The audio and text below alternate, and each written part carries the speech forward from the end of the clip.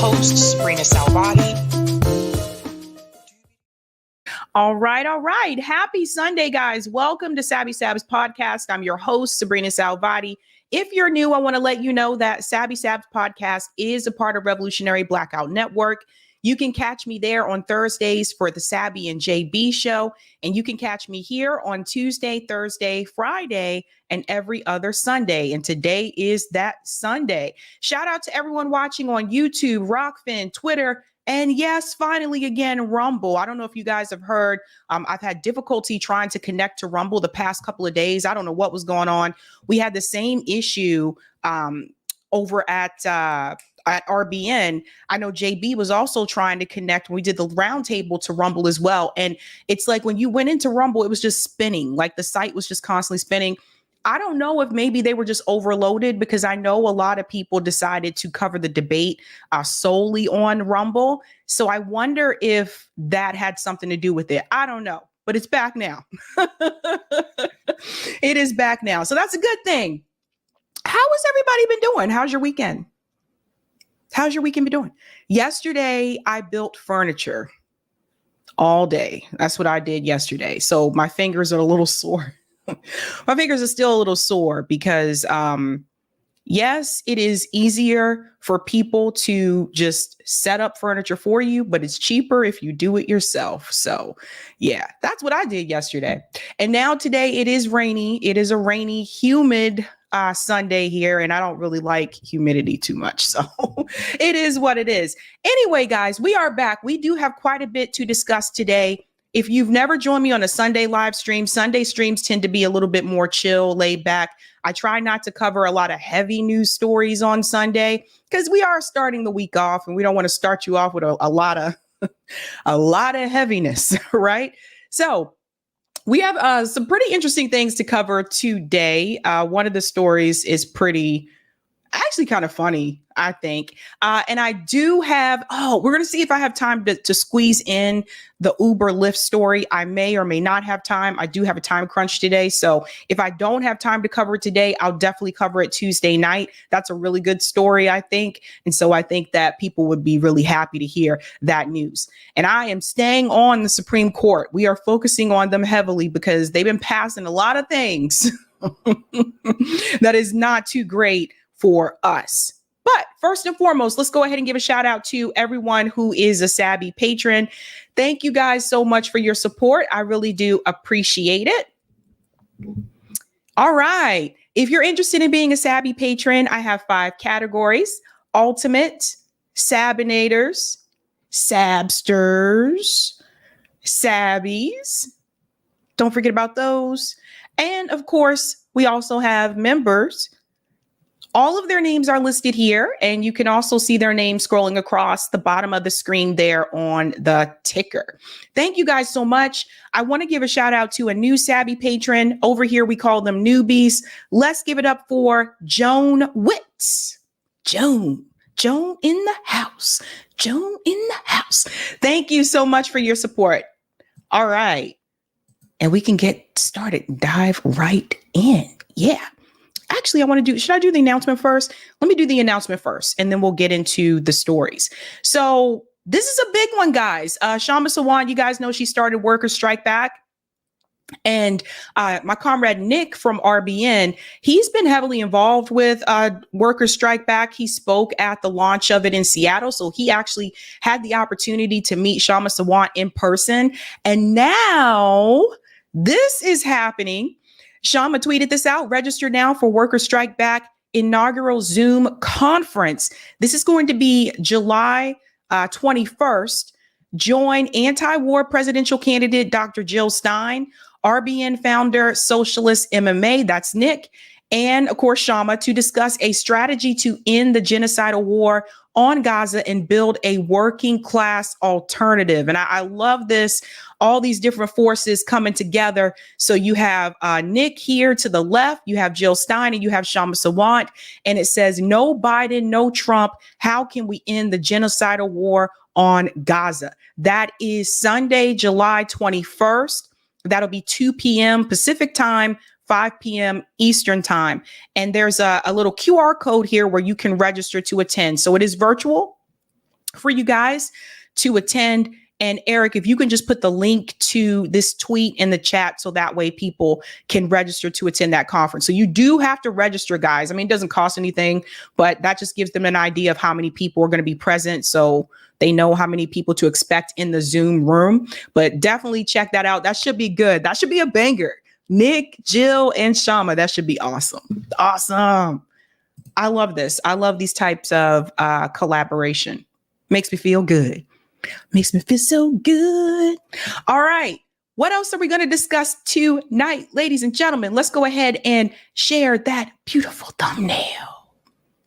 Beautiful thumbnail. I've been watching, I don't know if everyone knows this, but recently Netflix decided to bring back some of the, I think more some of the shows from the 90s, and now they have Martin on Netflix. So I was watching Martin all over again. So it's nostalgia, you know, and I got some of the Martin sayings stuck in my head. Like they had a song on Martin called Don't You Know No Good? Don't you know no good? Don't you know no good? So I had that tune like stuck in my head. But yeah, back when sitcoms were good.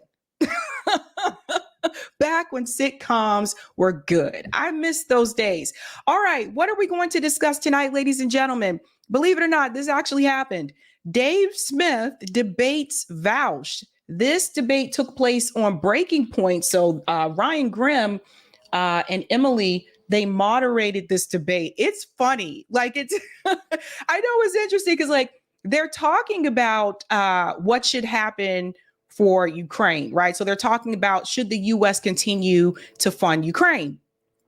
But there are definitely funny moments throughout that debate. So that's a little bit more lighthearted comedy kind of thing that we're going to cover today.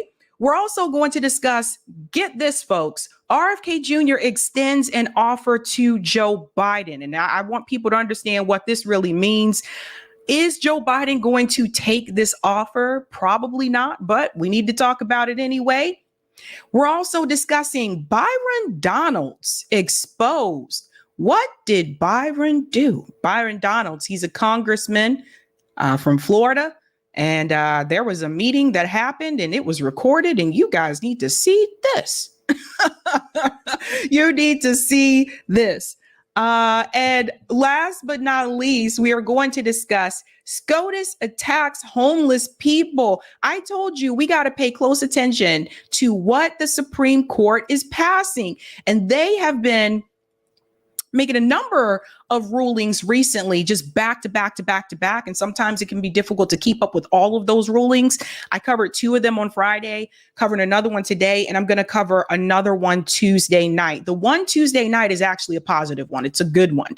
But we have to pay attention to what they're passing. And we're also going to get into some of those ballot measures for Texas. So yeah, welcome, fam. If you're new and you're just joining, don't forget to smash that like button. Thank you very much. And don't forget to like, sub, and share, folks. Yeah, let's dive in. Let's dive in. So the first story I do want to discuss, the Supreme Court has made a decision about homelessness in the United States, and it is not good for those that are unhoused. Now, we have to distinctly make sure that we explain the difference between people that are unhoused and people that are homeless, right? You are in the way that I see it. If you do not have a permanent residence, a place to lay your head, you are considered homeless. If you're sleeping on someone's couch, I would still say that you are homeless. That's how I look at it. Not everyone that is homeless is sleeping outside. So think about it that way. Now let's talk about unhoused. People that are unhoused. These are people that really just do not have a roof over their head at all. And that would also include people who are sleeping outside that everyone refers to as homeless. They are also unhoused. So it's important that we frame it that way. And I'm going to explain to you why when we get to the Supreme Court ruling about what can happen to those who are unhoused. I want to start with this clip here because I want you to understand how tent communities have been spreading across the United States. And we also want to debunk the narrative that everyone that is unhoused is on drugs. That is false. I know several of you have worked with me before. We have been out on the streets feeding people that are unhoused. And I can tell you a good number of those people are not on drugs. A lot of the people that are unhoused have been evicted. This goes all the way back to the eviction moratorium. A lot of those people have been evicted. Some of those people just got caught up in hard times. Some of them have been pushed out because their neighborhoods have been gentrified and they just could not afford the rent. And some of them, yes, do have jobs. Not everybody sleeping outside is unemployed. So we have to understand that. And I feel like I've been sounding the alarm about this for the past 3 years. Actually, ever since I started the show, that if people did not take and pay attention to what was happening with the tent communities, that this was not a problem that was unique with San Francisco, that it would spread across the country. And here we are. Let's get to this clip here from ABC News. I want you to see one person's account of what it is like for them to be unhoused. Check this out. Welcome back. Sprawling encampments of unhoused people dotting many of the country's biggest cities are ubiquitous reminders of homelessness here in America. But now a growing number of communities are taking what's being seen as punitive approach to clear them out, making it a crime in some places to sleep outside, even when some say they have nowhere else to go. So is it cruel and unusual punishment? The Supreme Court will tackle that question next week.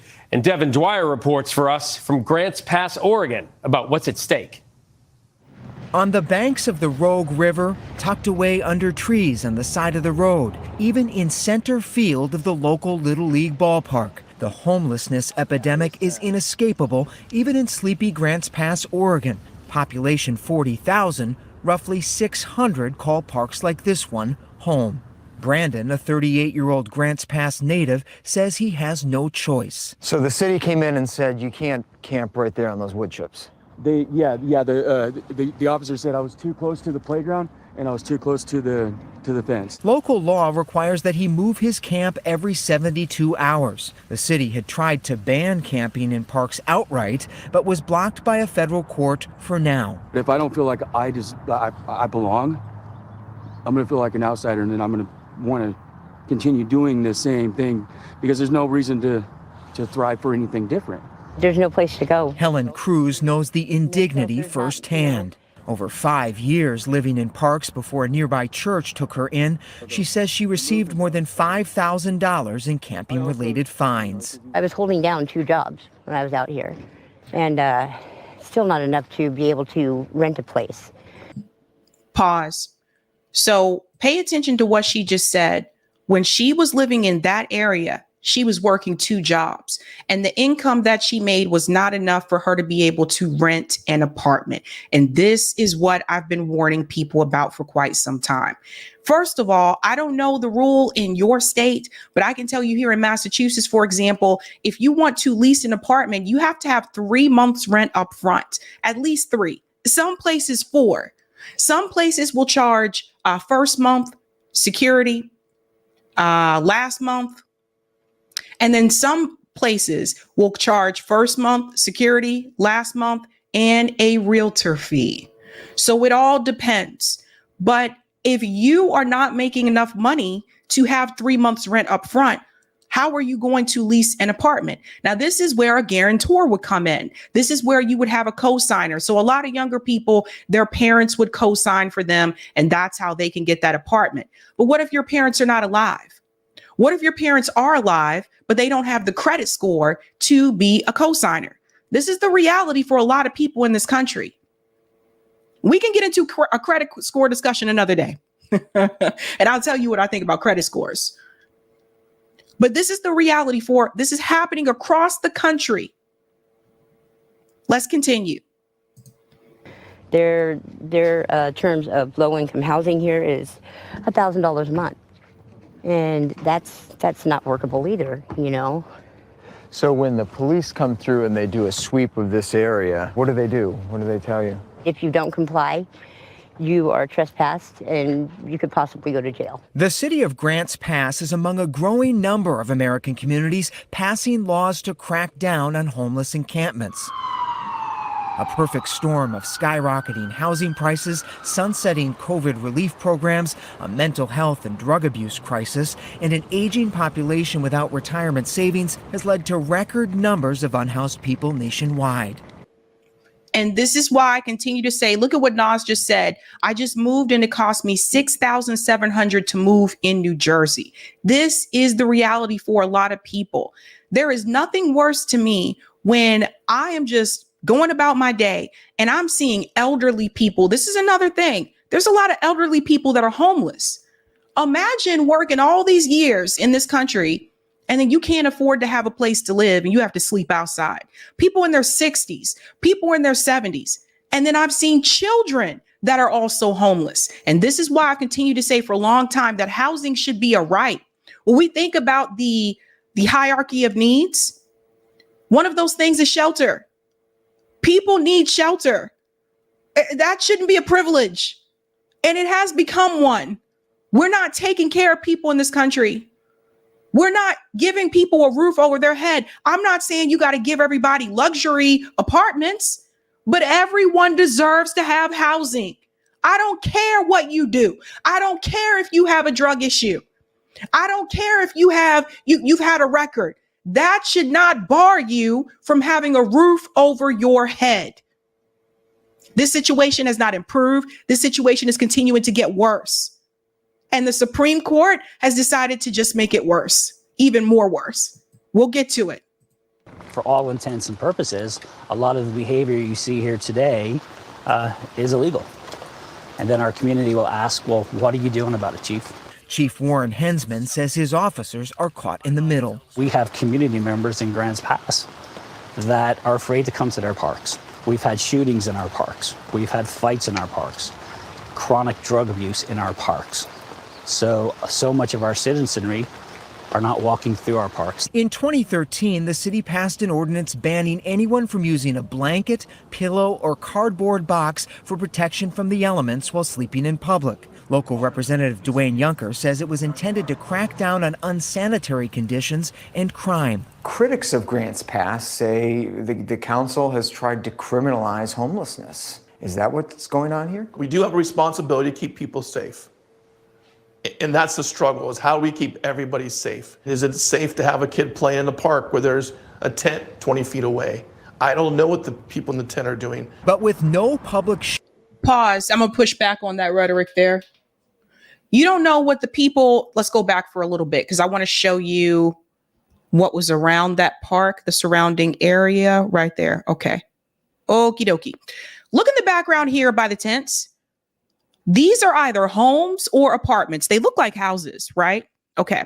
So to what the officer was saying there, I don't know what those people are doing in those tents. You don't know what the people are doing in those apartments behind those tents either.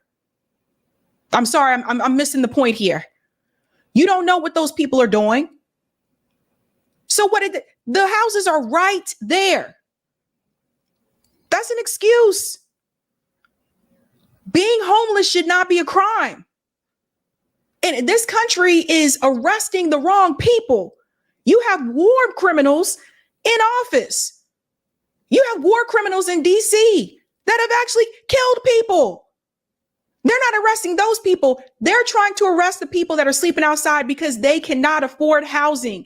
Instead of getting mad at people that are homeless, you should be more upset at the system. I've warned people for years about this. That developers have come in and they have bought so many single family homes that it makes it unaffordable for the average person to buy a house. I don't know about you guys, but when my grandparents were my age, they didn't have to have a 2-person income. You know what I mean? Like my grandmother was able to stay at home and take care of my parents.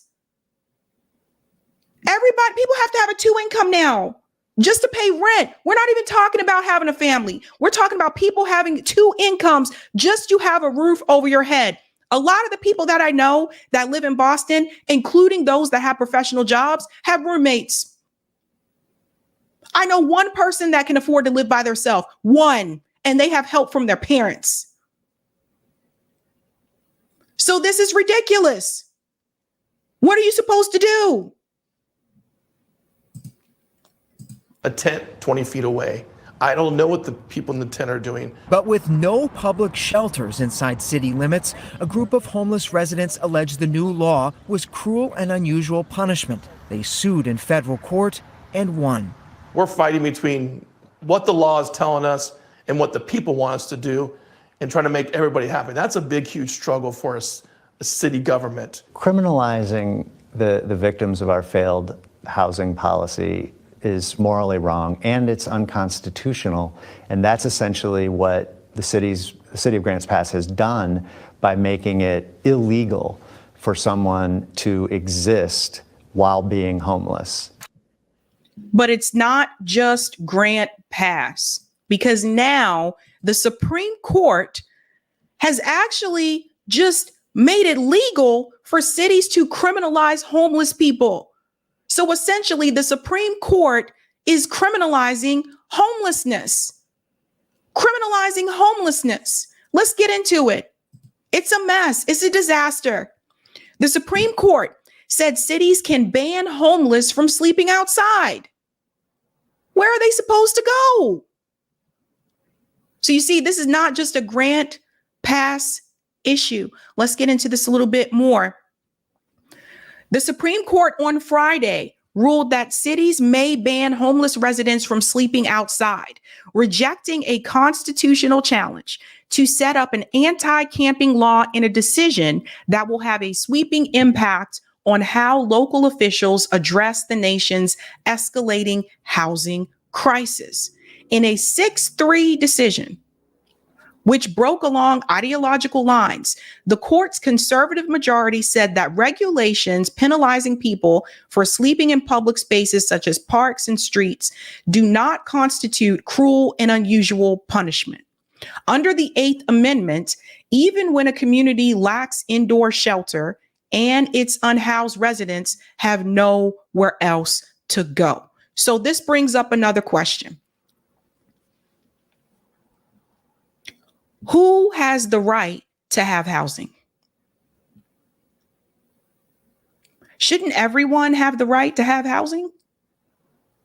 Because why are people sleeping outside? They're sleeping outside because they can't afford the rent.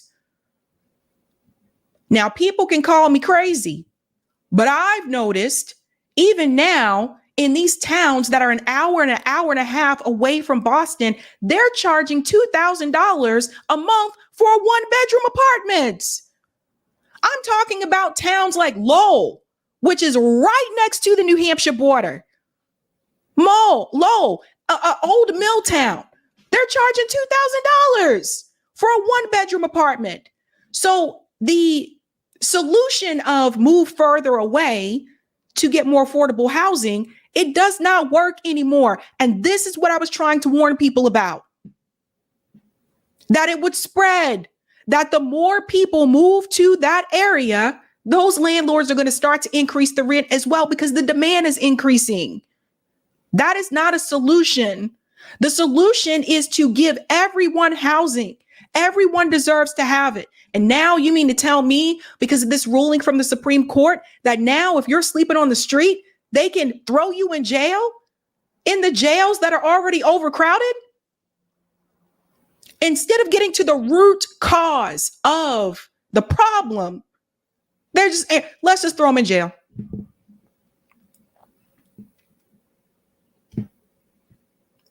This does not work. And the Supreme Court just gave every city in this country a green light to arrest homeless people. Now, I noticed something last year.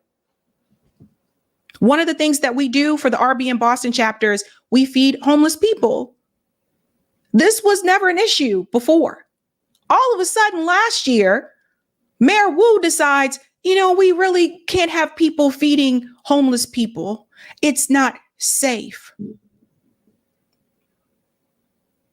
So more cities started to take away the option to feed homeless people. I think my comrade JB's in the chat. JB will tell you it's illegal to feed homeless people in Orlando, Florida. So now you can't feed the people, and now you can arrest them because they're sleeping outside. Why aren't you trying to help these people? Why aren't you trying to help them get some type of housing and get back up on their feet? Help them get jobs. No, you're criminalizing them. Yes, Monique, it's not safe to feed the hungry. Yeah, they're like, no, it's not safe. You can't be around. It's not safe, And so what they do is when people will set up those tent encampments, the city will come in, they'll bring in the police, they'll sweep them out, and then they have to move to another area. It's a constant cycle instead of trying to help these people. So the response that was given was that we're going to give them temporary beds inside of Mass General Hospital. Then come to find out the temporary beds weren't even available for all the people that they kicked out of that area. And what do you mean by temporary? Why are we giving people temporary beds? People need housing. People need a roof over their head. People need some type of stability. And you are not going to have that type of stability if you're constantly having to move because the city sees you as an enemy and they're pushing you out. Instead of looking at the fact that you have all these millionaires that live in this state. You have an enormous amount of wealth in this state, and you have all these people sleeping outside. Tell me that makes sense.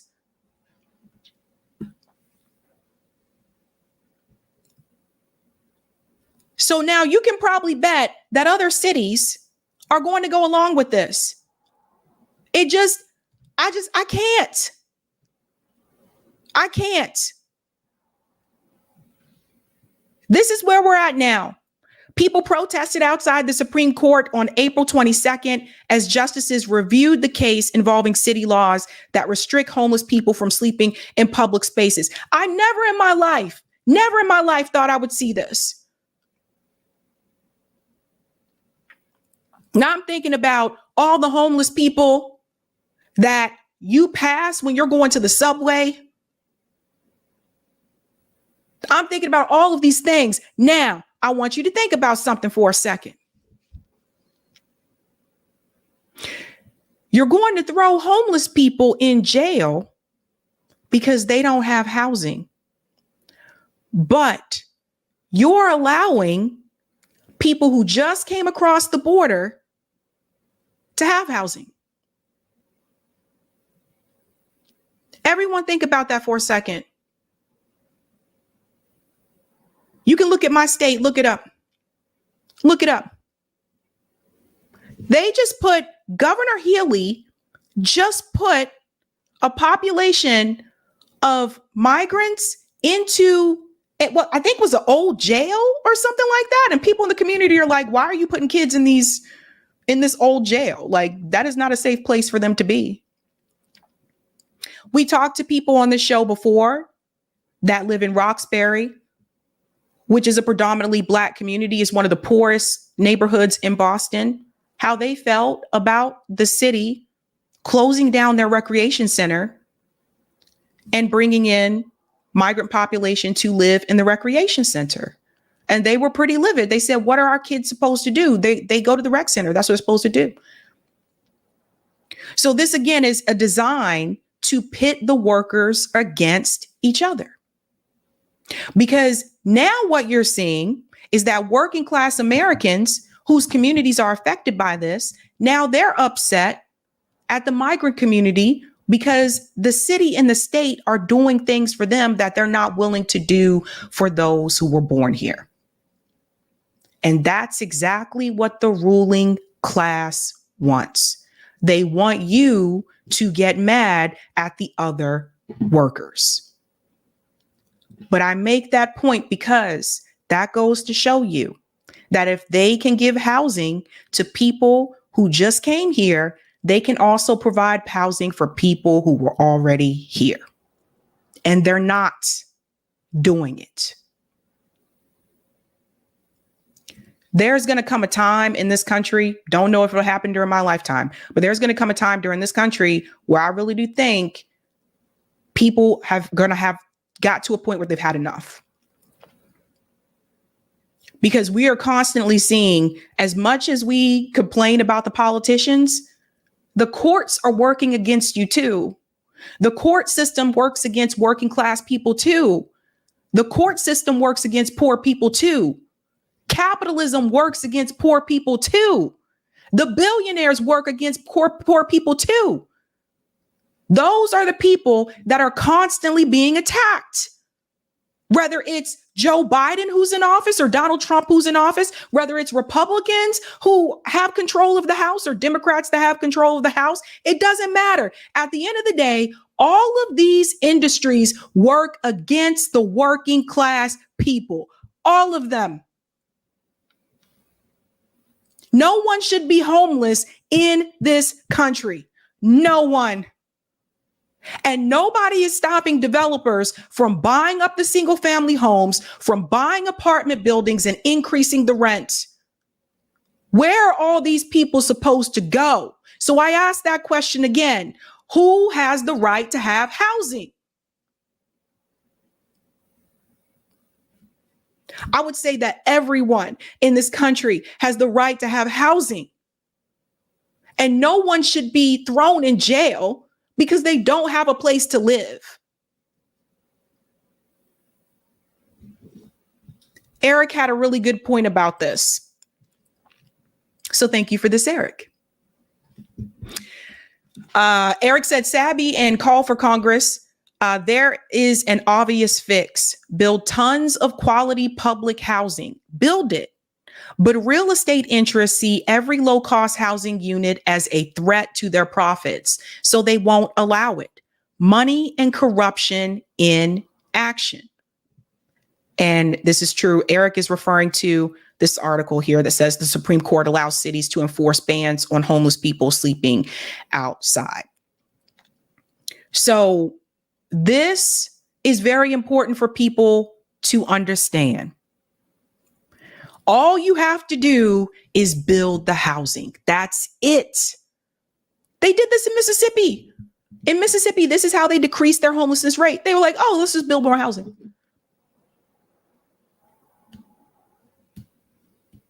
It's that simple. But that doesn't meet the interests of developers. This always goes back to a capitalist system. There's no money in that. Does everyone understand? If anything you remember from the story, I want you to leave with this. This is happening. The reason why they are not building housing for everybody, which they can, is because there is no profit in that.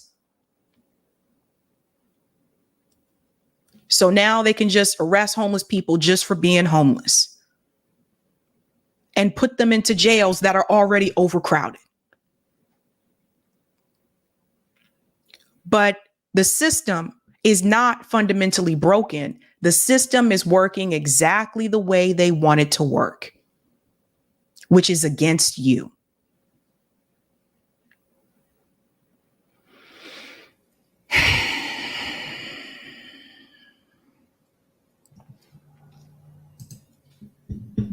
I've read, I think 4 or 5 Supreme Court rulings so far, and it just, and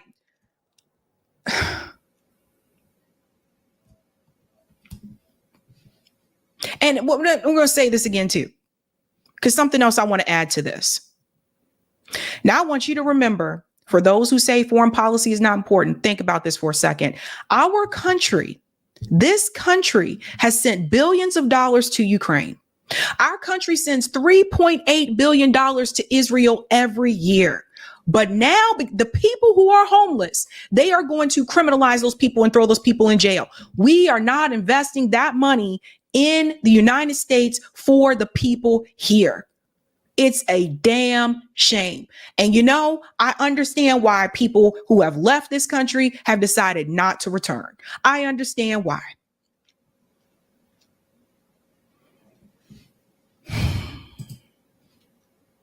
Such a mess. But this is what happens in a capitalist system. Let's go to some of the comments here. Torwin said Finland Housing First program has been very successful because it helps people with job counseling and retaining long-term housing. Yeah, and we can have that here. It's just, again, like, people really have to get angry enough to push back on your representatives about this, because this is insane. And yes, of course, you can expand the Supreme Court. Yes, there should not be lifetime appointments at the Supreme Court. I totally get all of that. But right now, it is what it is. And they already made the ruling.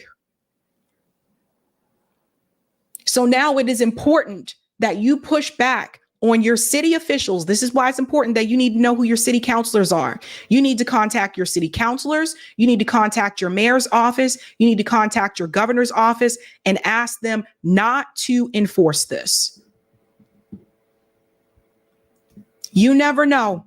One day it could be you. Ender says people living in their cars too. Yep. I've had students living in their car. There was an adjunct professor that was living in their car when I worked at Northeastern. Saul says MFers work 40 hours a week and still have to live in their car. Exactly. Absalom, that's America in a nutshell. Make a law against a problem rather than deal with the core problems. 100%. DC, I lived out of my vehicle for most of 2015, and I'm about to lose my housing again. Shit is unaffordable, can't afford food and rent. And this is happening in the United States of America. This is why I push back when people say we're the greatest country. We're not the greatest country. How are we the greatest country and we don't take care of our people? How are we the greatest country and people here don't have a place to live? People can't afford food. And Mustard Gene says, I'm homeless and also near Grants Pass. So he's near the area that I was featuring earlier in the other clip. I don't know, man. It's a mess. Absolute mess. I'll get that comment on Rockfin, Eric. This is crazy. All right. Thank you for the comment on Rockfin, Roger. Oregon allows voters to place their own amendments on ballots so they can ratify into or Constitution. The politicians will not come through. It's going to be up to Oregonians and us to run CBI amendment for a or PB or public bank, for an amendment or a public bank, where one of the infrastructures that it would build would be social mixed income housing, where rent can be no more than 15% of the monthly income. State public housing for those who can't work due to health and age. Man. Crazy times, fam. Crazy times. And it's about to be some pretty more interesting crazy times when we get to this next story. All right. If you have not had a chance to do so, guys, go ahead and smash that like button. Thank you very much. And things just got a little bit crazier. Believe it or not, RFK Jr. has made an offer to Joe Biden. I don't think that Joe Biden is going to take this offer, but he has made an offer to Joe Biden. It appears that he was pushed into this by Chris Cuomo. Let's get started with this clip here. It's an interview between Chris Cuomo and RFK Jr. This is right after the debate. For those who are not aware, RFK Jr. had his own debate. Apparently, I think about 6 million people watched that debate. That's a lot of people. Doesn't mean all those people can actually vote for RFK, but that is still a lot of people. But Chris Cuomo, you'll watch this interview and you'll see how Chris Cuomo kind of walks RFK Jr. into this decision. Listen to this. They're running on fear. If Americans want to vote out of fear, they're going to vote for these guys. If they want to vote out of hope, they're going to vote out of me.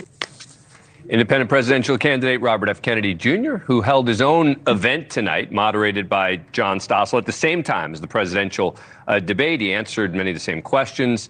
And as Chris was saying a moment ago, there's a good chance that he won just by being there. And he joins us now. Thank you so much for coming on. Appreciate it. All right, first, let's just get your overall thoughts from watching today's debate between Trump and Biden.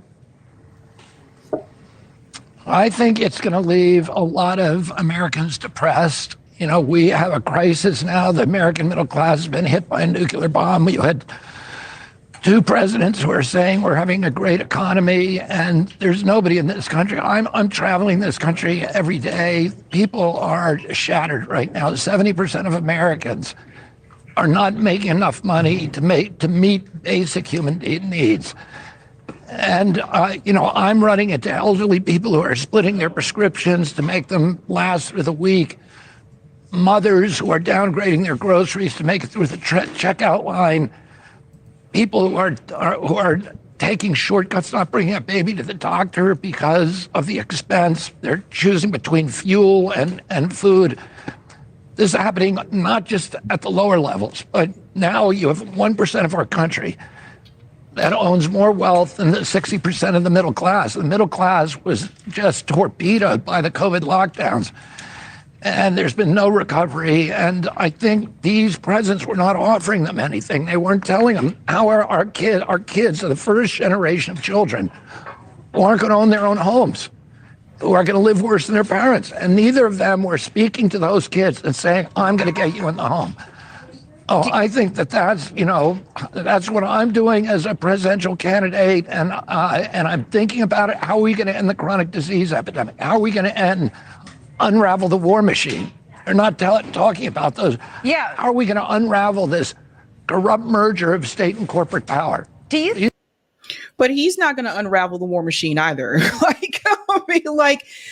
Come on. We can talk about how he feels about Israel. Give Israel everything that they need. And he's tried to walk it back a couple times or whatever, but he's not going to fully dismantle the war machine either. Let me go on a little bit more here, and then I want to get to the Chris Cuomo part. These are the issues people are concerned with. Do you think, and I agree with you, the debate lacked enormous specificity. There were a lot of sweeping statements like former President Trump saying, I'll end the war in Ukraine before I take office in January, without ever saying what he would do to do that. Or I'll get Evan Gershkovich freed the day after I'm elected, without ever saying how he would do that. I could go on and on. My question to you is, do you feel, after watching this debate tonight, that more people will now give you another look? I don't know. I try not to make those, projections. I try to avoid spin, and I just think Americans are gonna. I think it was a depressing exhibition that we have 341 million people in this country, and we have brilliant people in this country, and great innovators and thinkers, and it's just depressing to say that this is this really the best that we can come up with? And these parties, locked out other people from this debate. Right. This is the first debate in history that was privately run by a for-profit corporation that's making money on the debate, and that will probably get money from both of those campaigns, enormous amount. And I think it's going to leave a lot of Americans with a reinforced idea that this whole system is rigged. But it's rigged to give us two unsavory characters, and that we don't have any choice. This like Putin. Putin won by 88% of the vote, and everybody's criticizing him. But the way he did that was by controlling the media in his country and making sure that nobody else could get on the ballot. Well, and killing his opponents. In elections, that's how they're being. There's a little more. Let's go a little bit further there and say, I would add that I think a lot of people, maybe it's just that a lot of people in Russia actually do like what Vladimir Putin is doing. So there could be that. But one of the things that I want to say here, he's right about the housing issue. We just talked about that with the Supreme Court decision. He's right about that. It's a problem that people are not going to be able to own a home. And in reference to the debate, it's BS that they wouldn't allow the other candidates to appear. And not only that, even before this debate, remember the DNC said there will be no debate when there were primary challengers that were running against Joe Biden. And we all see how Joe Biden is performing. So some of us tried to sound the alarm about that a couple of years ago. But people said, just be glad he's not Trump. Just be happy that he's not Trump. And I was just like, you guys really trying to push Dementia Joe? Like, what is happening here? Like, no, like, I think we can do better as a country. We don't need Trump. We don't need Biden. I think we can do much better as a country. And it's unfortunate that we just had this debate where the other third party and independent candidates were not even a part of the discussion. And I think that was a really big mistake, because I think that if those candidates would have been a part of the discussion, Americans would have been able to see, oh, wait a minute, these people are actually more coherent, more aware, and better on the issues than Biden and Trump. And that's exactly what CNN did not want you to see. This is why they changed the rules. We're going to fast forward to get to the Chris Cuomo part. So I think they split this up here. Here we go. And then I'm going to tell you, some of you have been asking, like, why does Chris Cuomo keep bringing RFK Jr. on? I'm going to tell you about the relationship there as well. And I think it would help me a lot. Hey, Bobby, it's Chris Cuomo. Any thought yet to going to the Democrats and saying, look, I am a Democrat, and you guys have been boxing me out. Look at the numbers, look at the infrastructure, look where the people are, or really approaching the president and having a conversation with him, because he may have a hard talk with himself after tonight, Bobby. Any thought about doing either of those things? So there it is. So there's Chris Cuomo, who put the idea into RFK's head, or it seems like that this is where this initiated. Any thought about going to the Democratic Party and basically explaining to them, look, Biden is not going to beat Donald Trump. You may have a better chance of me beating Donald Trump. So there's Chris Cuomo putting that thought into his head. Let's hear what RFK Jr. says. Well, poll after poll from the beginning, from last summer, but including this giant poll that was just taken by Zogby, shows that I'm the only one who can beat President Trump. In a head-to-head with President Trump, I beat him. In a head-to-head with President Biden, I beat him in a landslide at 39 states to 11 states. But President Trump, I beat him. There's no other Democrat who can beat him. So I think the leadership of the Democratic Party, the nomination, Chris, is going to fall into the hands of the superdelegates. The superdelegates are largely chosen by the donors to the party. And those donors are these giant corporations like BlackRock, State Street, Vanguard, the Pfizer, the military industrial complex, the pharmaceutical companies. And I think they probably would rather see Trump in office than me, because, I think I'm a threat to their control of our government. I hear you, but pause for a second. So I agree with them there. They would rather see Donald Trump in office than RFK Jr. They don't want anyone in that's been criticizing the CIA, and he's been doing that pretty heavily during this campaign. So they don't want someone like that in. But RFK Jr. is saying that according to one of the polls that he saw, it showed that he was beating Donald Trump and that Joe Biden was losing to Donald Trump. And for the people who continue to say that all the third party and independent candidates, they need to drop out of the race because they're hurting Joe Biden. When it comes to RFK Jr., according to the numbers, if he were to drop out of the race, that would actually hurt Biden even more. The numbers are showing that RFK Jr. staying in the race right now is actually hurting Donald Trump, not Joe Biden. When you remove RFK Jr. from those polls, the numbers significantly show that Joe Biden would lose. Right now with RFK in, Biden and Trump, it's pretty close. Now, Trump's still beating him in a lot of the swing states, but it's pretty close. But when you remove RFK Jr. from those numbers, it shows that Joe Biden has no chance in hell of beating Donald Trump. So it's really interesting how this is all coming together. But what he is proposing to him is for him to go to the Democrats and to tell them, listen, according to this poll that I saw, I'm actually beating Donald Trump and Joe Biden is not. How about you swap me in for Joe Biden? Now, what does that also mean? If RFK Jr. were to do that, that would mean that what we've been saying all along, that RFK Jr. is still a Democrat, which is what we've been trying to tell people, right? And I'm curious, I should have created a poll for the show. I'm curious how many of you would be willing to still support RFK Jr. if he went back to the Democratic Party? Because I know some of the people supporting him are conservative. I know he's getting a lot of support among independent voters, so I'm curious how many of you would still support him if he did go back to the Democratic Party? Interesting, huh? Let's continue. Here's Chris pushing it again. Bobby, you don't know if you don't ask. And, you have to know that they're in scramble mode. They're going to pray for something else to happen in the world. You'll see who's friendly to the administration in terms of what people cover the next 2-3 days. Because if all of a sudden something suddenly happens in Ukraine or the Middle East and we stop talking about our election, you'll know why.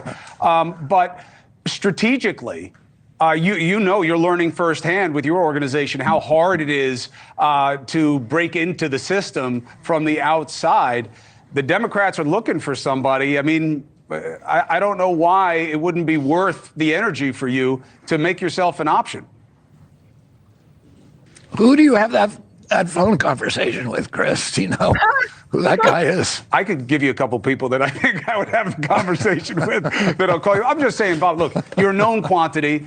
Everybody knows that you have your own mind, but people know your family. They know what your background is. Nobody's got better Democratic bona fides than you do. And they just pushed you out because of how toxic the party system has become. But now the guy they pushed you out for is in free fall. So first of all, the party has not become toxic. I think the party has been toxic as long as I can remember. It's never been fair as long as I can remember. So I don't know why Chris is trying to pretend like it just became that way. But notice what is happening here. Chris Cuomo he's heavily pushing. He's pushing here. He didn't ask him once. This is the third time he's going in and saying, well, you should do it. You should go to them. You should do it. Why is Chris Cuomo cheerleading for him so much? I'll show you in a second. Oh, I'm just throwing it out there because it would really solve their problems and yours at the same time. Yeah, I cannot predict what they're going to do. I mean, Would you be open to talking to them? Ballot, if they reached out to you, Bobby, would you be talking to them? Of course. See, he's really pushing this. Look, would you be open to talking to them if they reached out? So remember, Chris Cuomo came from CNN. He knows a number of Democratic players. Come on. I mean, his brother was governor of New York. His father was governor of New York. So he's been in political spaces pretty much all of his life, right? So he knows some of the Democrat players that he can probably contact himself and say, you should have this conversation with RFK Jr. Really interesting, huh? Mm-hmm. He's pushing. Of course I would talk to them. It would put me on the ballot with nobody trying to get me off. Yeah. I'm going to be on the ballot at this point in every state by mid-July, but I'm going to have the the DNC suing me in every state. To get me back off of it again. So, I would talk to somebody. All right, well, listen, I think that something I heard you say early on is very resonant, certainly with the people in my life who are watching tonight. They're sad. They're depressed. The two people on the stage are an embarrassment as choices in a country as great as America. And I think that was felt by a lot of people. And now the question is, what fills that vacuum? On Trump's side of the ball, he is what he is, but anybody who's proud of him with what they saw tonight has way too low a standard for themselves. So I appreciate you. I appreciate you coming on tonight here at News Nation. You know you have an open platform for the duration to make your case as you have from the beginning. And we look forward to seeing what all of tonight means to you tomorrow. Okay, so there is Chris Cuomo pushing RFK Jr. to approach the Democratic Party, to approach the Democrats, and to try to convince them to swap him out for Joe Biden. This actually goes further. It wasn't just this conversation. RFK Jr. has had an interview with Dr. Phil, of all people. When I see Dr. Phil, I always think of, son, you got to pull yourself up by the bootstraps. But the reason why there is this type of relationship between RFK Jr. and Chris Cuomo is because there is a relationship between the Kennedys and the Cuomos. And I want to show you where that relationship comes from. It comes from Andrew Cuomo. peep this, the fallout of Cuomo lots inside the marriage of Kennedy Cuomo, inside the Kennedy Cuomo marriage. I'm not going to get into like the details about their marriage. I don't care about that. But this is Andrew Cuomo, and that's Carrie Kennedy. So for those who are not aware, yes, Chris Cuomo's brother was married to a Kennedy. Okay, so I'll just show you a little bit about this. I think this is when he was about to propose. Carrie, she is the 7th of Robert and Ethel Kennedy's 11 children. So she was 2 years younger than Andrew at the time. She was 30, he was 32, a vigorous athlete like most of her siblings, and a graduate of Brown and Boston College Law School. She was ardent human rights activist who had taken the lead in setting up the RFK Center for Human Rights, a perfect counterpart to Andrew's own growing nonprofit for the homeless, the one he called HELP. So for those who are not aware of this, you know, this is way before my time, but for those who are not aware, that's where the Kennedy-Cuomo relationship comes from. It comes from Andrew Cuomo and Carrie Kennedy. Okay, so just FYI, that's why, you know, there is that type of relationship. But this went further because check this out. RFK Jr. was on TMZ and he took this a step further. I'm going to have to read it to you because I can't show TMZ on here. Obviously, TMZ has copyright. RFK Jr., if Newsom, Whitmer, or Moore get the nomination, let's make a deal. This is a game show called Let's Make a Deal. RFK Jr. says if Joe Biden withdraws from the presidential race and another Democrat steps in, he's prepared to make the same offer he gave Biden. If that candidate has a better chance of beating Trump, he will withdraw from the race. Now, this is the part I think some people may not like to hear, but if you watch the TMZ video, you'll hear him say this, that come October, if it appears that he has no chance, he's not going to be able to beat Donald Trump, RFK Jr. said he will drop out of the race. So everybody stay tuned for that. However, if that poll stands and the numbers still stand and show that he can beat Donald Trump, he's not going to drop out of the race. Let's continue on. Kennedy appeared Friday on TMZ Live and restated his challenge. If someone like Governor Gavin Newsom, Senator Raphael Warnock, Governor Gretchen Whitmer, or Governor Wes Moore snag the nomination, he wants an independent poll taking in October. Whoever polls better against Trump will cross the finish line and the other will withdraw. Now, I just want to let you know, he would have to pay for that poll. Candidates have to pay for the polls to be on the polls. This is something a lot of people may not be aware of. That's why you don't see all of the candidates on every poll. So you got to have some money. Okay. So it sounds like he's willing to pay for another independent poll. Now, what's interesting here, the people that are apparently, I guess, in the running, we all knew about Gavin Newsom. They've been talking about him for a long time. Raphael Warnock, are you freaking kidding me? Raphael Warnock. Okay.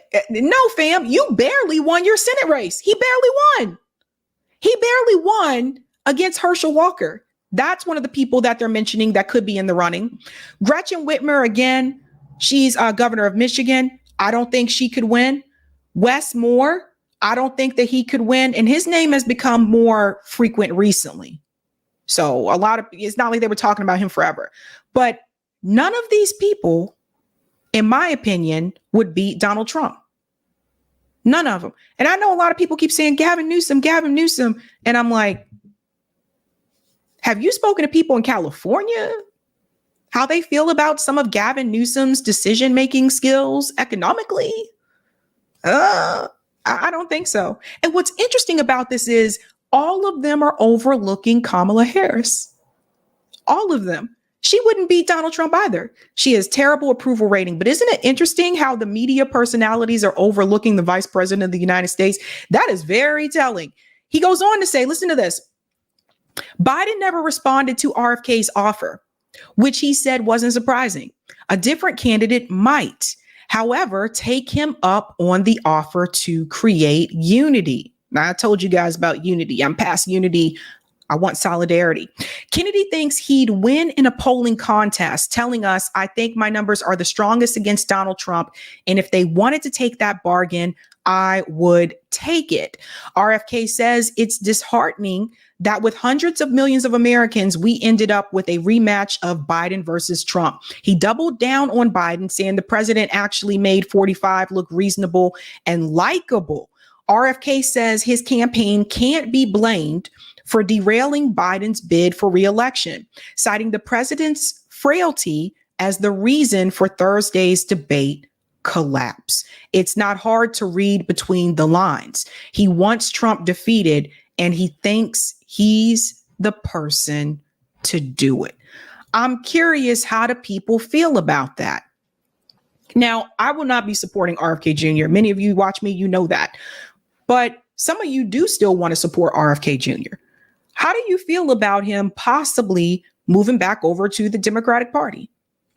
I don't think Joe Biden would make this deal, by the way. I don't think Joe Biden would say, okay, I'll step aside and you can step in my place.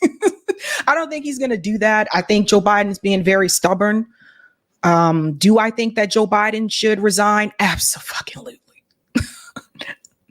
Absolutely. Yes, he should.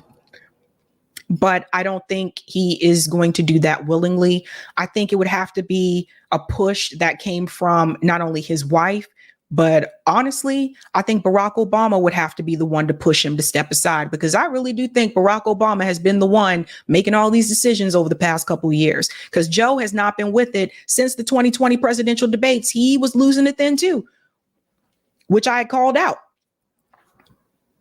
So RFK Jr. is extending an offer to Joe Biden to step into his shoes, to push Joe Biden aside, let him be the Dem nominee, because of one poll that he read that said that he is beating Donald Trump in that one poll. Do you think that that would work? I don't think it would. I really don't. But Chris Cuomo seems to think it is a good idea. So it's important that you see these connections. It's important that you understand why Chris Cuomo is trying to push him in that direction, and why Chris Cuomo has defended him quite extensively, actually, because they have that family connection. This is where we're at, folks. This is where we're at. Interesting times. Let's go to some of the comments here. Collie Beans, I'll check. Collie Beans, what is RFK Jr.'s polling numbers? I'll check. Thank you, Jay. As bad as the homeless ruling is, Chicago may take advantage of it because of the DNC convention in August. I don't think it's a coincidence. That's a good point, Jay. Thank you, Trevor. Do you think it would be ever possible to get private media to collaborate in pushing forward the third party? I'd live for this. Private media? What do you mean by private media? Do you mean corporate media? I don't think corporate media is ever going to push for third party because it's not in their best financial interest. That's just how it goes. Again, there's no money in that for them. So I don't think they're going to do that. So I'm not sure. Oh, me. Okay. Trevor Jefferson, people like yourself. I think some people have already done that. I'm trying to remember everybody. I know, Kyle made a video saying that he was endorsing Jill Stein. Correct me if I'm wrong. I believe Jordan Sheridan said he would be supporting third party. I'm not sure if for him it's Stein or West. I know I've told you from forever that I'm supporting third party. RBN, obviously we said like if we vote, it would be third party. We haven't officially given an endorsement to anybody, but I can't speak for everyone else. Brianna Joy Gray has publicly said multiple times that she supported Jill Stein 2016 and she'll be supporting her again this time. So there have been a number of people that have said that they would. I don't know if everyone will get on board with that, but there have been a number that have said that. Okay. For some reason, hey, Eric, you'll have to watch the chat because for some reason StreamYard isn't starring super chats. StreamYard is weird sometimes, and I have Auto Star on. It was doing it before, and now it's not. I hope I didn't miss any. What's that, Eric?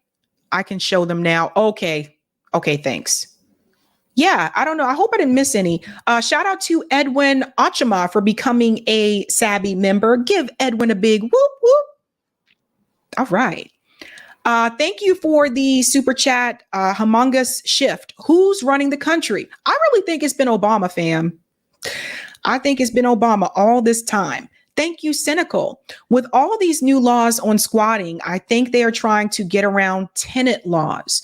With these homeless laws added, it's more free jail labor. Thank you, TS. Preach, Sabby. As usual, you are on point while giving us the real stories. Thank you. Thank you, PS. They are selling out now at a loss, taking a 25% haircut. Wow, I missed a lot of these. I'm sorry, guys. Thank you, IH. Good job talking about this. Thank you. No one cares about the American public unless you are a billionaire. We are the richest country in history. Thank you, PS. Real estate tuning down south just hasn't hit New England yet. Or turning down south. Yeah, it's always expensive up here. Thank you, Jay. I read that one. Okay, so now we've caught up. Sorry about that, guys. Thank you. Thank you, Mal. Hey, Sabby, if the Dems were to agree with this, would that mean Nicole Shanahan is going to replace Kamala? Oh, dun, dun, dun. Oh, I didn't think about that. Holy crap. I don't know. That's a good question. Thank you, PS. It's AIPAC. They know Bobby has their back. Thank you, Cool Blue. Even if D's replace Biden, the Democrats will not hold the White House. It is not just a Biden problem. His job approval struggling for 40%. It is also the Dems. Thank you, Peter. Biden won't make the decision. Remember Feinstein when they wheeled her out for the last vote. The aides voted. The people handling Biden decide. Thank you, PS. Don't you think CIA/military complex run things? Yeah, but I also think billionaires run things too. Thank you, Absalom. Do you think Biden will go to the second agreed upon debate? I don't know. That is a good question. Right now, it sounds like he plans to. That is in September. We'll have to see. Thank you, Cool Blue. RFK Jr. should stay independent so Dems can blame third party. Oh, you want them to blame third party. Cool Blue said, no, I want this to happen. I want it to. All right, let's go to the comment on Rockfin. Yeah, rock to the fin, rock to the fin, rock to the fin, rock to the fin. Thank you for the comment on Rockfin, Roger. Run another initiative amendment that makes it unconstitutional for private equity hedge funds to own residential property and buildings, housing small businesses. Also, make it unconstitutional for them to engage in real estate speculation. Ooh.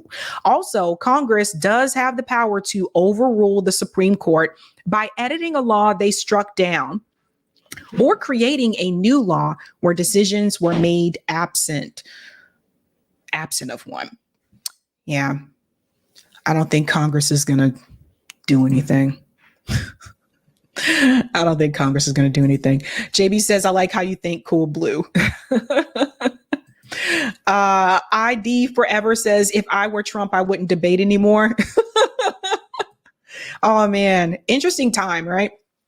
Interesting time. Okay, we are moving on to our next story. We are going to expose Byron Donalds. Yes, we are. Congressman, representative from Florida. We have some things to say here. We're going to start with the response from Marcel for Congress. Marcel Dixon, he's been on the show a couple times before. He's running for Congress as an independent. He responded to Byron Donalds. This is in reference to an event that happened in Fulton County, Georgia. From what I understand from this event, This was an attempt from the GOP to speak to the Black community. It is what it is. And something went terribly wrong. Something happened during this event with Byron that went terribly wrong. So Marcel Dixon calls this out. He said, while the descendants of Native Americans, interned Japanese and their descendants, Holocaust survivors and their descendants, Iranian hostages and their descendants, Guamanians, downwinders and their descendants, illegal immigrants, refugees, and more all get reparations, we get BS answers like this. The work continues. When do they have these events? And are they even advertised? Byron Donalds said a whole lot of contradictory, untrue babble. Let's get into it, fam. So this is coming from Hotep Virgin Mary event in Fulton County, Georgia, with two Black Republican congressmen, Wesley Hunt and Byron Donalds. Someone asked them about reparations for the Black community. Guys, this did not go well. Listen to this. And Trump. Dr. King said at the tail end of his life, he said, we're going to Washington to get our check. You understand? So now, what is your position on reparations? Thank you. Great question. Did you see how he did that? Watch the way he points his finger at him. So this gentleman here is saying that when Dr. King led the march on Washington, one of the things he said they were going there to do is to get our checks. So yes, MLK was in favor of reparations and believed that that was deserved to descendants of slavery because, again, it is a debt that is owed. But watch the way he does this, fam. Watch the way he points at him. He goes, what is your take on that? Why? He said, we're going to Washington to get our check. You understand? So now, what is your position on reparations? Thank you. Great question. Thank you. If we could all be quiet and let them answer. Thank you. Thank you. I'll be direct. So this is Byron Donalds, and that is Wesley Hunt. Byron Donalds is the one speaking. First of all, I'll be direct with you. I'll be. We don't want to hear the Jim Crow stuff. Listen, I'm gonna be direct with you. I don't believe in reparations. I don't. Well, then you don't believe in the Black community. That's Okay, let's pause there. We're going to pause in between a little bit. So Byron Donalds said, I don't believe in reparations. I just don't. That was what Byron Donalds said. Hold that statement, okay? Because reparations has been provided for different groups. But what I'm going to show you is how Byron Donalds reveals himself here, because it's not that he disagrees with reparations. He agrees with reparations for other groups. He just disagrees for reparations for descendants of slavery. And he'll show himself here with that. The gentleman said, then you don't believe in the Black community. Listen to this. I will tell you, brother, in the hat with the glasses on, that's not true. What I will tell you is that there's a question if you're going to get into the full economics of reparations right now. Question number one, of all Black people in the country, how many of them are actually descendants of slaves? Because you've had a lot of immigration over the last 100 years in America. Of American slavery. There was slavery in the Caribbean. The one brother came up, he said that he's first generation, the brother in the Congo, because his parents came from Jamaica. My grandmother is from Jamaica. So Pause. Listen very carefully to what he is saying here. Everyone pay attention. The one brother came up, he said that he's first generation, the brother in the Congo, because his parents came from Jamaica. My grandmother is from Jamaica. So in the Caribbean, they have CARICOM, right? Byron Donalds tells you that his grandmother is from Jamaica. Is everyone starting to see why he doesn't agree with it now? Everyone's starting to see, again, reparations is a debt that's owed. So Byron Donalds is making this about himself. Let's continue. He said that he's first generation, the brother in the Kango, because his parents came from Jamaica. My grandmother is from Jamaica, so my grandmother's Jamaican. I know exactly what you're talking about. My mother was born in the United States. I'm born in the United States. So this is a fundamental question. You a black man, I'm a black man. Am I eligible for reparations right now? I would say the answer is no, I'm not. Okay, so no, he would not be eligible for it. So Byron Donalds is against it because he is not eligible for it.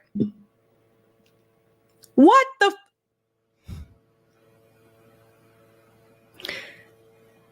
Reparations is not something that is owed to black people.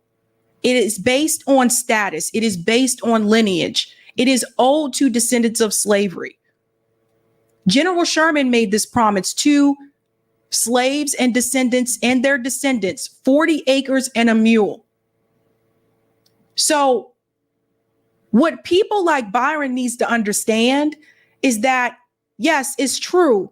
He would not qualify for it. His family was not a part of that. Yes, slavery has happened in countries in the Caribbean, but they would need to take that claim up with the countries that directly came after them. Haiti would have to take this up with France. So people have to understand Caribbean countries have CARICOM. They have their own organization for this. But because it would not include him, he is against it. Let's go on a little bit more. It's a mess. Because my family is from Jamaica. My father's Panamanian. His grandparents were born in Panama. My father immigrated to the United States. So does that make me eligible? So you got to go through all of that. That's step one. Step number two. So again, you guys hearing this, you got to go through all of that. Does that make me eligible? So it's all about what's good for him. Now, let me call out the hypocrisy here, folks, because Byron Donalds has no problem agreeing for reparations for other groups, which did not include him as well. It's only when it's reparations for descendants of slavery. Do you hear Byron Donalds sitting up here speaking out against reparations for Holocaust survivors? That doesn't include Byron Donalds. He has no problem with that. When we follow the funds, we'll show you why he has no problem with that. It's only when it's for descendants of slavery, because he says, I'm a black man. It doesn't include me. No, it would not include you because it's not based on that. It's based on lineage. You are not a descendant of slavery, Byron. So no, it would not include you. I had this conversation with Dr. Molina recently, Friday. And this is what I was trying to explain to Dr. Molina. I said, you cannot base it on race, number one, because those people, if you were not here, if your family was not here, that debt is not owed to you from the US government. That debt is owed to those who had family that was here at that point in time. And then two, the Supreme Court would overturn it if you were to base it solely on race and say all black people get reparations. That would be overturned by the 14th Amendment. This is what I was trying to explain to Dr. Molina. This is what happens when we try. You can't all lives matter it. Legally, it will fail. Let's continue. Slavery under federal law was ended in 1865. The Jim Crow era ended, obviously, with the 64 Civil Rights Act, the 65 Voting Rights, etc. The fundamental question is, you've now had 3 generations of black people come up in the United States. As a black kid today, does he get reparations? No. Do you see what he's doing? He said, you've had 3 generations come here since that are black for reparations. So let me ask you this question. Japanese Americans that were a part of the internment camps that receive reparations and their descendants receive cash reparations as well. You can make that same argument there, Byron, but he's not going to make that argument. I don't hear Byron saying for all of the other people that are Asian that immigrated to the United States since after the internment camps, they're not included in that. Would that include them as well? No, he's not going to bring that up. This is the failure with this. Why would you be awarded a debt that did not belong to you? If your family came here 1970, 1980, all the time, no, you are not a part of that claim. That debt is not owed to you. Your family wasn't here. Now, this is not to say you cannot take that up with other countries that did enslave people in your country, but legally you would not qualify for that. So this is where I wish somebody would have been in that audience and would have explained to Byron, no, Byron, you wouldn't qualify, and this is the reason why. So Byron is leading with the talking point that reparations needs to be based solely on race. Reparations has to be based on lineage. Third question. Hold on now. Third question.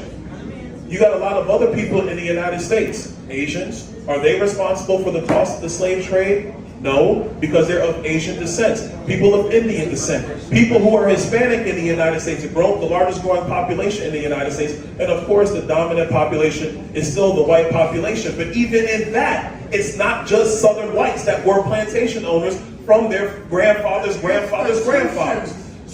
So to that same point where he said it's not just some whites that were plantation owners, why is the U.S. government is giving reparations to Holocaust survivors still today? Governor Hochul gave more reparations towards Holocaust survivors after October 7th. Obama gave reparations towards Holocaust survivors. Those atrocities didn't take place in the United States. Why doesn't Byron Donalds have that same talking point when it's in reference to another group of people? Wake up, guys.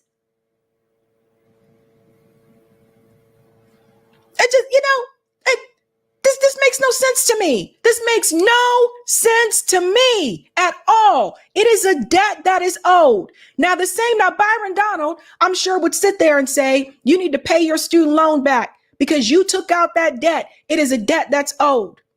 The U.S. government needs to pay the debt that is owed to descendants of slavery in this country, just like they have done for other groups. So if you're going to talk about reparations today, what you're talking about is taking money from other Americans, which quite rightly, the pain and the toil that did happen in America through slavery, through Jim Crow, but now you're asking Americans today and in the future to pay that bill. Did Byron Donalds complain when there were reparations given to other groups in this country? Did he make that same statement that you're making all these other Americans foot that bill? No, he did not. Where was he speaking out then? Why weren't all these people saying something then? Why were all these people quiet at that point in time? Where were they? Where were they? Did anybody speak out? Any of these politicians speak out when Governor Hochul just gave more reparations to Holocaust survivors? No, they did not. Did any of them speak out and say, you're making people pay for this that had nothing to do with it? No. Is that bill? Is it their bill, Americans today, to pay? I'll ask you a slightly different question. It's not reparations. It's about Joe Biden's student loan bailout. And I'm not going off, but it's a comparison point. 2/3 of the American people did not go to college. Is it okay for Joe Biden to say, well, we're going to forgive student loans, even though 2/3 did not go to college? Is it now the debt burden of the 2/3 of the American people that did not go? I will tell you the answer is no. People may not like that, but that's the reality. And brother, I want to be respectful of you because I understand the reparations argument. But we are now more than 150 years from the Emancipation Proclamation. We are easily 80 years from the end of the Jim Crow era. Who now? I just addressed it. I said no, and now I'm giving my answer. And here's the thing. So here's what I'm going to say, and I want to thank you for your service. Because what's coming up in the room is taking you too long to answer. Oh, I'm sorry. Do you want Vice President Harris to talk about Venn diagrams and then tell you, yeah, okay, yes? So see how he pivots away from that conversation now, right? He said he understands reparations, but apparently he doesn't, because the only reason he's against it is because it doesn't include him. You can't have no one in the room. There's no one in the room. I would have loved to have seen Marcel Dixon in that room. And that's why he asked the question. He said, was this event even announced? Was it advertised? Are you having any more of these meetings? This meeting took place in Georgia. So no one in the audience that can make the case. Imagine if Marcel Dixon was in that audience. He's the one who will be able to push back so effectively because he knows the data and he has the facts. Is that what we're gonna do? Do you want Joe Biden to not even be able to answer your question because he won't get into the details of this? Because the reality is you have a lot of people who will throw out talking points because it sounds good, because they want your vote, but they're not gonna do what's necessary to make sure that you're successful in this country. And they clapping and falling right for it. And Byron Donalds, you're not going to do what's necessary to make people successful in this country either. Let me show you why. So when we follow the money, this is another AIPAC puppet, another one. Let's go down and look. Contributors from 2011 to 2024. Peep this, fam. We got Robin Hood Markets, House Freedom Fund, Robin Hood Markets, Advocate Radiation Oncology, Black Americans PAC, Sunshine Gasoline Distributors. And here it is, American Israel Public Affairs Committee. So here's the point that I want to make here. AIPAC is only going to give money to those that are going to advocate for the pro-Israel cause, which Byron Donalds does. He advocates for the pro-Israel cause. Now, Byron Donalds is totally fine with giving reparations to Holocaust survivors. But Byron Donalds is not fine with you giving reparations towards descendants of slavery. Now, he can sit there in that room and tell people that he doesn't agree with it because he's a black man and it doesn't include him. Well, honey, pretty sure reparations for Holocaust survivors doesn't include you either, but you ain't had no problem supporting that. And that's because the organization that donates to him, one of them is AIPAC. So they don't give to politicians that, again, are not going to fight for their cause. That's how these donations work. So when I tell you a lot of these politicians are bought and paid for, they are bought and paid for. So this is the hypocrisy. My thing is, when it comes to reparations, at least be consistent. Be consistent. If he would have said, I disagree with reparations, and he meant it all around the board, that's one thing. But he doesn't. He only disagrees with reparations for descendants of slavery. He's totally fine for reparations for other groups. That's the hypocrisy, and that's the problem. And why is he that way? Look at where the money is coming from. Now, I don't see Byron Donalds speaking out against the money that the United States give Israel every year. He's not going to because he's another AIPAC puppet. These meetings that Byron Donalds is hosting, again, if you don't have someone in the audience there that's like Marcel Dixon or Yvette Carnell or any of the other reparations activists to challenge and push back on that with data and facts, it's a pointless conversation.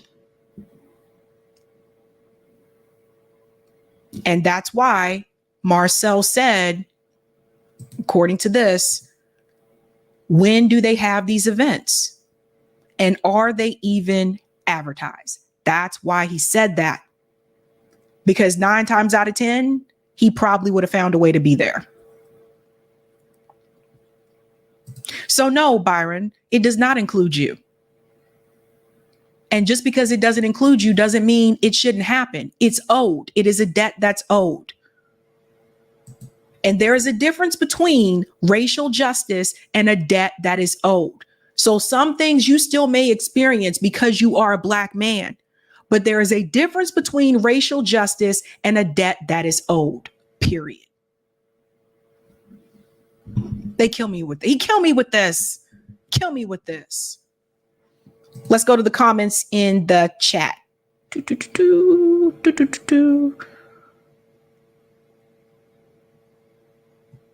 Oh, are you starring these? Oh, you're doing them, Eric. Okay. Yeah, sorry, guys. StreamYard isn't auto starring these like they used to. Thank you for the super chat, Cosmos. Thanks so much, Sabby. You are welcome. Huey says, so he's against it because he's not affected. Exactly. Thank you for the super sticker, Trash Panda. Thanks, Stop Sniffing Kids Joe. If the U.S. enslaved Jews for 200 years, they would have surely received reparations. But wait a minute now. Like, again, there were reparations that were implemented under Barack Obama's presidency. Look it up. We brought it up on the show before. Look it up. But again, thank you with our eyes rise. Catch our 9 seconds daily global heart gathering for peace facing Mount Kenya, true Mount Zion, the holy mountain of peace of ancient texts, in contrast to Zionism. Check out Green Lover's Dream for more info. Thank you for that. Thanks, Cool Blue. Ours and Democrats intend to never pay reparations for slavery. There you go. And that's the thing too. It's not a partisan issue. Both parties don't want to do it. Thank you for this as well. Stop Sniffing. They can give billions to Israel, but not forgive student loans. And this is the thing. Just follow where the money is going, guys. Just follow where the money is going and you'll see it. Thank you, Fugitive. Thank you for the great show. How does reparations differ from the money given to Native Americans? If blood quantum laws are repealed, we'd all qualify for money. Native American repair, they are asking for different things, you know, like reparations for descendants of slavery. That is basically is following under General Sherman's promise, the 40 acres and a mule. But Native Americans have their own. Thank you with our eyes rise. Why not pressure the 3 Black Dem senators to force a Senate vote on reparations? That is a good question. A bill can start in the Senate. The Dems control the Senate. Black force the vote. Check out, fight the power. THA power. That is a good idea. I don't know that they would do it because, again, most of these politicians in DC are owned by AIPAC. So our needs don't come first. Let's get that comment on Rumble. Thank you. Thank you, Unfuck the World. I love that name. For the Rumble rant. I will never vote for a Democrat again. I Dem exited in 2016 after the Bernie debacle. I hear you. Bernie owes a lot of people money. All right, guys, go ahead and smash that like button for me. Thank you very much. If you're new, don't forget to like, sub, and share. And we are moving on to one that I think you can laugh at. I think we can laugh a little bit at this debate. Check this out. Dave Smith and Vaush debated Ukraine on Breaking Points. Now, Ryan Grimm and Emily are moderators for this debate. This is an interesting conversation. Dave Smith is just going on to all these different shows, just knocking people the fuck out. So prepare yourself for this one. But the question is, should America continue to fund Ukraine? I say no. Let's hear what they had to say. Let's dive in. This is funny. The difference in this new Cold War environment is that no one in the upper echelons of power in America seems to have any respect for this threat and any respect for, you could think to yourself, well, maybe this will work out in a positive way that the U.S. is greenlighting attacks inside of Russia. Or perhaps it could be an absolute disaster. And we're playing with, when I say we're playing with fire, it's an understatement. We're flirting with potentially the most disastrous thing that could happen to the human species. If America is to have any role in this conflict, it should be working toward a peaceful negotiation. And in fact, the American role and the Western role has been to kill peaceful negotiations from the beginning of this war and to prolong the fighting. I think that, as John Mearsheimer said back in 2014, the West is leading Ukraine down the primrose path has turned out to be the most accurate prediction on this entire conflict. And essentially, I think since the fall of the Soviet Union, American foreign policy. And just keep in mind, American foreign policy in the Clinton administration and in the W. Bush administration and Obama's administration, these are the same people who are in charge of the Middle East. And in fact, the neoconservatives were very focused on NATO expansion back in the 90s. You can go read the Project for a New American Century documents. And the same people who totally blundered foreign policy in the Middle East have totally blundered foreign policy in Europe, provoking Vladimir Putin and the Russians at every turn, leading to this awful place that we're in. That is certainly, if you care about the Ukrainians at all, has been more of a disaster for the Ukrainian people than anyone else. And Dave, Vaush made a point that I think you hear a lot from defenders of U.S. support for the Ukrainian war, and that is you can't allow other countries, you can't reward other countries for invading other countries. You just can't do that. We can't have that. What's the response to that? We can't have that argument. How are you rewarding them by choosing peace? Because let's all remember there were the Minsk Accords. Let's remember that there were negotiations in place. There were talks of negotiations in place before the invasion. And this is not to say that Russia necessarily did the right thing, but the United States government prevented that peace from happening. The United States government were the ones that instigated the coup with NATO. The United States government did not want peace. So we always have to go back to that. And I don't see it as though we are rewarding Russia if we do not give funding to Ukraine. No, I would say again, like if the United States government had not been involved in this conflict with NATO from the beginning, I'm going years back. I'm not talking about what happened just almost 2 years ago. I'm going years back. The U.S. government and NATO initiated this. The U.S. government and NATO initiated this entire thing.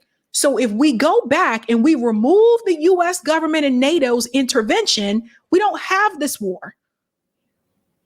So, that's just kind of how I see it. Well, I mean, first, I would just point out how absurd it is that after the last 20 years of terror wars, somehow the United States of America still gets to put itself in the position of global peacemaker, as if our major concern is that bigger nations can bully smaller nations. I mean, over the last 20 years, there's been no greater purveyor of violence than the United States of America, who has imposed its will on tiny, helpless nations across the world. As far as that, yeah, it's not good that Vladimir Putin invaded Ukraine. And yes, certainly that's something we don't want to see. My argument would be that America and the West more broadly had many opportunities, many off-ramps to put this fire out or at least calm it down. And at every single turn, poured more gasoline on this fire. That ultimately resulted in the invasion in 2022. Yeah, so Vaush, how can the U.S. say with a straight face that it's not okay for other countries to invade smaller countries? Well, I think it's kind of a cowardly non-argument, because I'm not arguing in favor of the moral superiority of the United States. That'd be a ridiculous position for me to take. It's not football. We're not taking sides like, waving banners. There are two levels to this when it comes to agency. We're concerned about the broader socioeconomic and geopolitical context that led to where we are now. And that goes back to the Cold War and even earlier.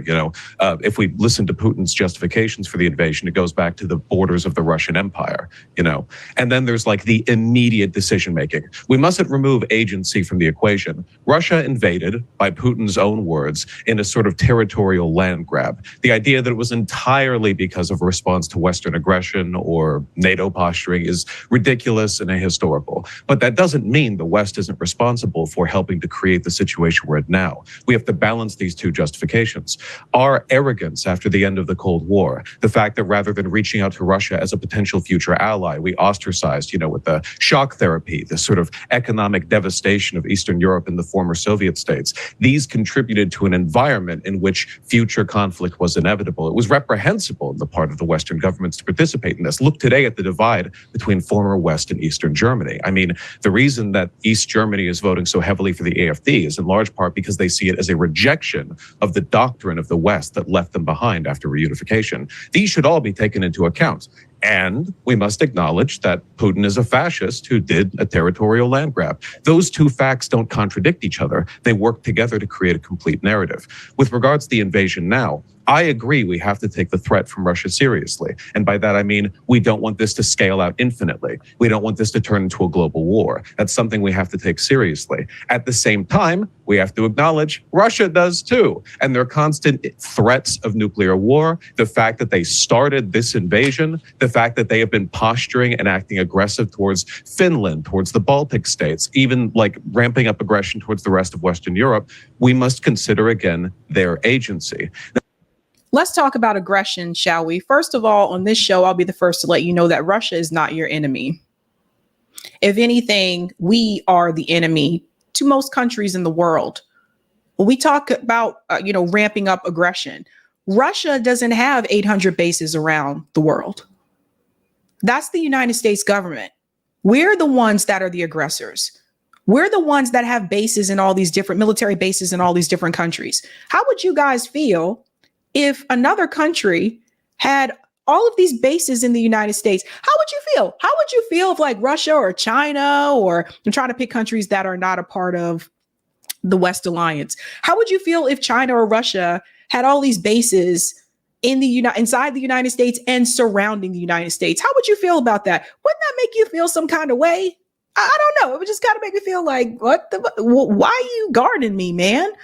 Right? So the U.S. government, we have always, for the most part, as much as I can remember, we particularly are the aggressor. We are the ones that are surrounding all these countries. We are the ones that send our military forces into these countries to the point where not only do they have bases, but they have housing, they have stay. I know. I came from a military family. And then, well, what are you there for? To do what? Well, what are you trying to do? So I never saw it that way. I never saw Russia as an aggressor. If anything, I've always felt like the United States government, we're the ones that are the aggressors. We're the ones that are trying to police the entire world. Now, I think that in the long run, there is a very deleterious consequence to creating an incentive structure where Putin gets to boost his national rep, his prestige, with a successful land grab in Ukraine. I think it would have been disastrous if he could have just marched west and taken the territory, because it would have reaffirmed and rewarded all the worst possible behaviors from him. That doesn't mean I think that we should sort of do a victory lap around Russia. You know, Cold War II, let's win, let's trounce them in Ukraine. I do think that we're in a tough situation because we can't just like magically make Russia, I guess, a democracy or a country less incentivized to invade its neighbors or reclaim historical territory. I want you to think about what he just said there, because that is a terrible talking point. We can't just make Russia a democracy. First of all, let's think about the way that that was framed. Why are you thinking about changing another country? This is one of the problems that the U.S. government has now, this constant intervention, trying to tell these countries what they have to become. That's totally their decision. Who are we to even talk about democracy? We live in a country where they won't even let third party and independent candidates be on the fucking ballot or the debate stage. They can change the rules whenever they want to. Our politicians are owned by AIPAC, the military industrial complex, and Wall Street. So who are we to talk about a democracy? That's bad framing. When you say that, well, we're in a difficult spot because we can't make Russia be a democracy. How about you keep your hands out of Russia? How about you keep your hands out of these other countries and let these countries be? Leave these countries alone. That sounds like a NATO talking point to me. Difficult question, which is why I don't like simple answers.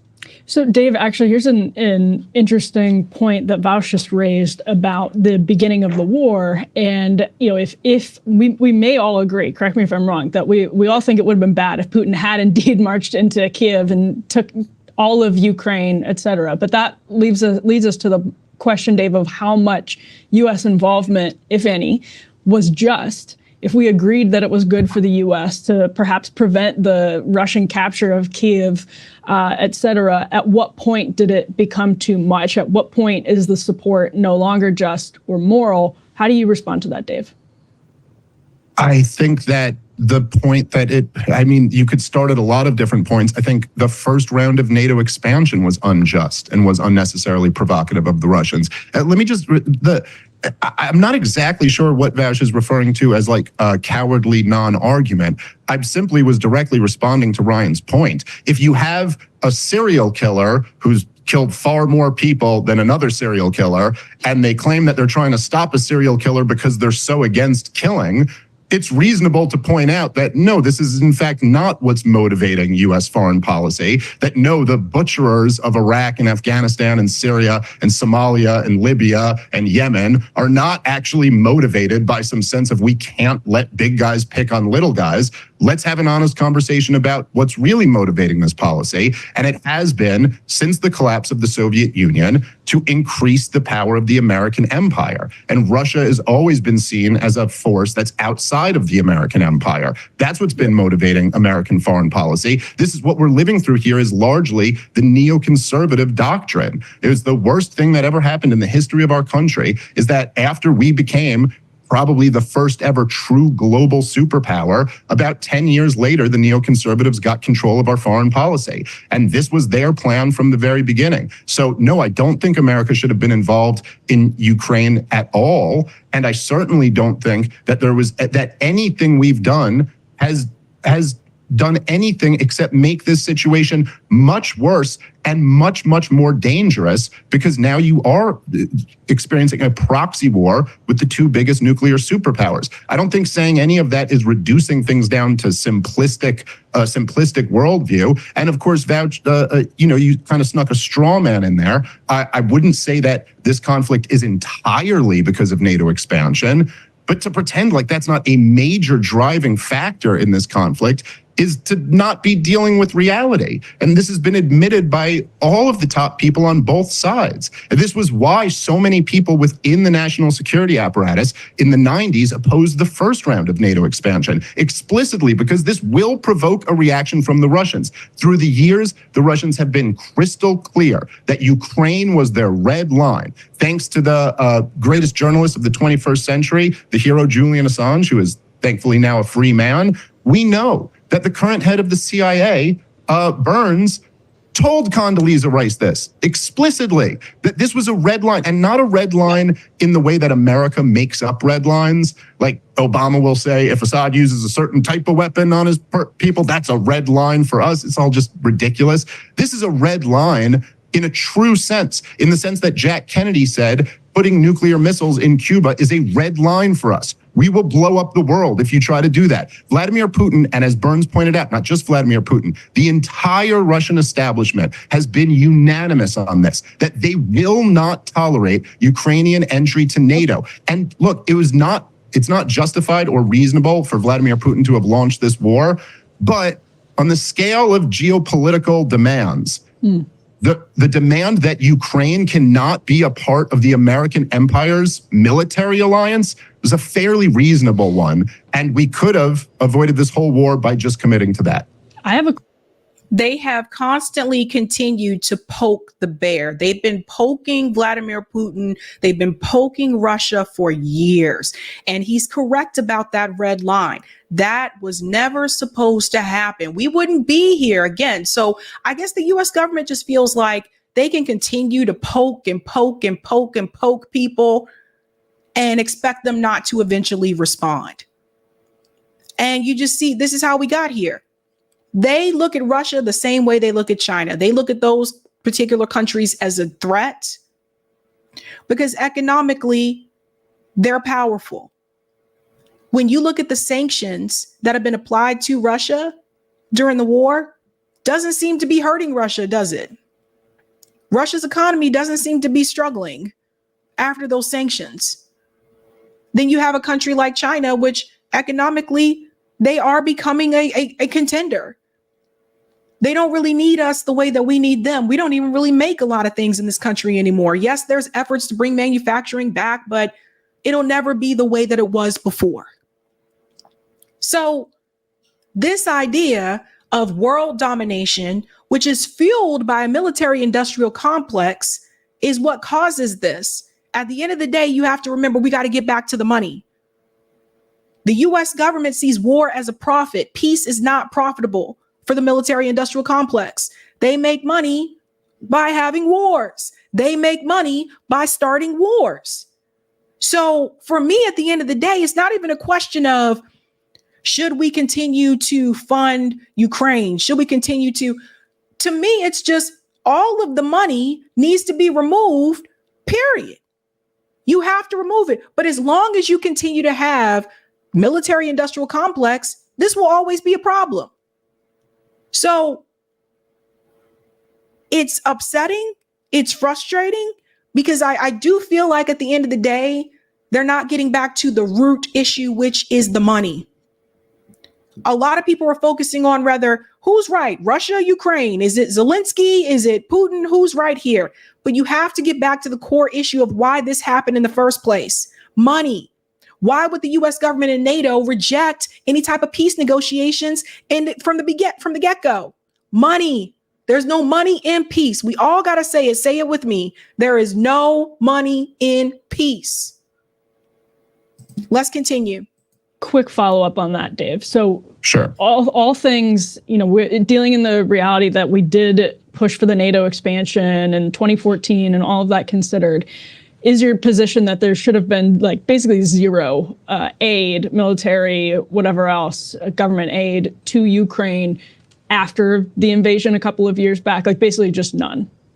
Absolutely. If there was any role for the Americans to play, it would have been trying to negotiate an end to the war. Unfortunately, if you're putting me in the hypothetical of you can't change anything before this, but you're already here, we had probably blown all of that goodwill and there were better parties who would have been more suited for that. For example, going back to even the Bucharest summit in 2008 into the beginning of the Maidan Revolution, Germany was much more hesitant to get involved, to go down this path. There were other European countries who were kind of hey, let's not provoke the Russians. It's part of the reason why Ukraine didn't get a full map invitation in 2008 is the objection of the Germans. So probably someone else would have been better at it. Yes, essentially what I'm saying is that the greatest purveyor of violence in the world, the most war-hungry country in the world, the United States of America, shouldn't have been the ones at the table at all. And there might have been some goodwill from other parties who had more of an interest to avoid this catastrophe. And if I may, there are elements of this that I guess don't make sense to me. First of all, the claim that America's decision-making is based on it trying to expand its own geopolitical power rather than any altruistic interest. That's true, but that's also the case for all countries. That's basic IR theory. So the idea of this neocon theory of America expanding its interest, that's just nation states. Russia's doing that right now. India's doing that. China's doing that. Everyone's doing that. We're better at it because we're a superpower, of course. But that's a fundamental rule of national exchange. I don't think that it's really a moral question. It's a matter of material conditions in a basic Marxist sense. Who's motivated by what and where they are. In the modern world, the imperial sphere of influence extends to the entire planet. American jets can reach any part of the world in 24 hours. Everyone's can if they have jets. There's no we get the nation next to us, which makes me think the idea that Ukraine is more innately in the Russian sphere of influence I think it's a little bit old hat. At the end of the day, the people in Ukraine were interested in closer relations with the EU, and that is ultimately what triggered everything from Euromaidan, Yanukovych fleeing, the annexation of Crimea, the invasion of the Donbass following the invasion of Ukraine broadly. This is, again, a complicated situation. I don't mean to detract from the influence that Western arrogance had in it. I would never try to do that. But I do. No, it was all triggered and initiated by NATO. NATO pushed this. It's oh my God. Oh my gosh. Let's continue on.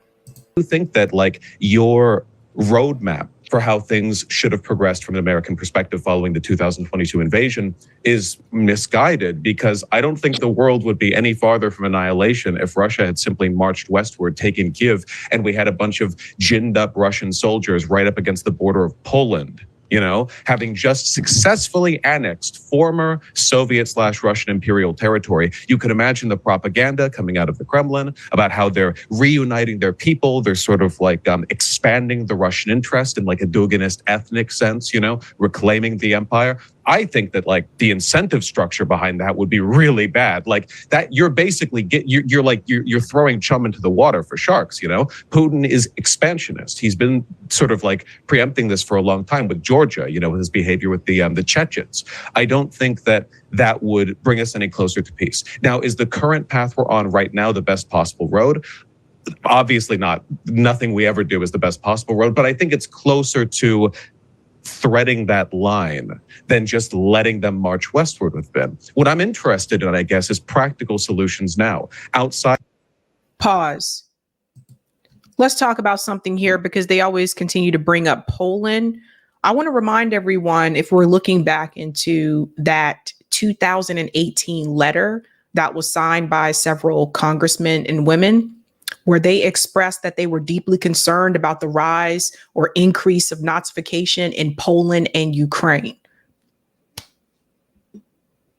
And I mentioned this because all of a sudden those politicians, after this war started with Russia and Ukraine, seemed to all of a sudden forget that there's Nazification in Ukraine. Whenever they were questioned about it, there was like, there's no Nazis in Ukraine. Bruh, you signed this letter. It's your signature on this letter saying that you were concerned about the increase in Nazification in Poland and Ukraine.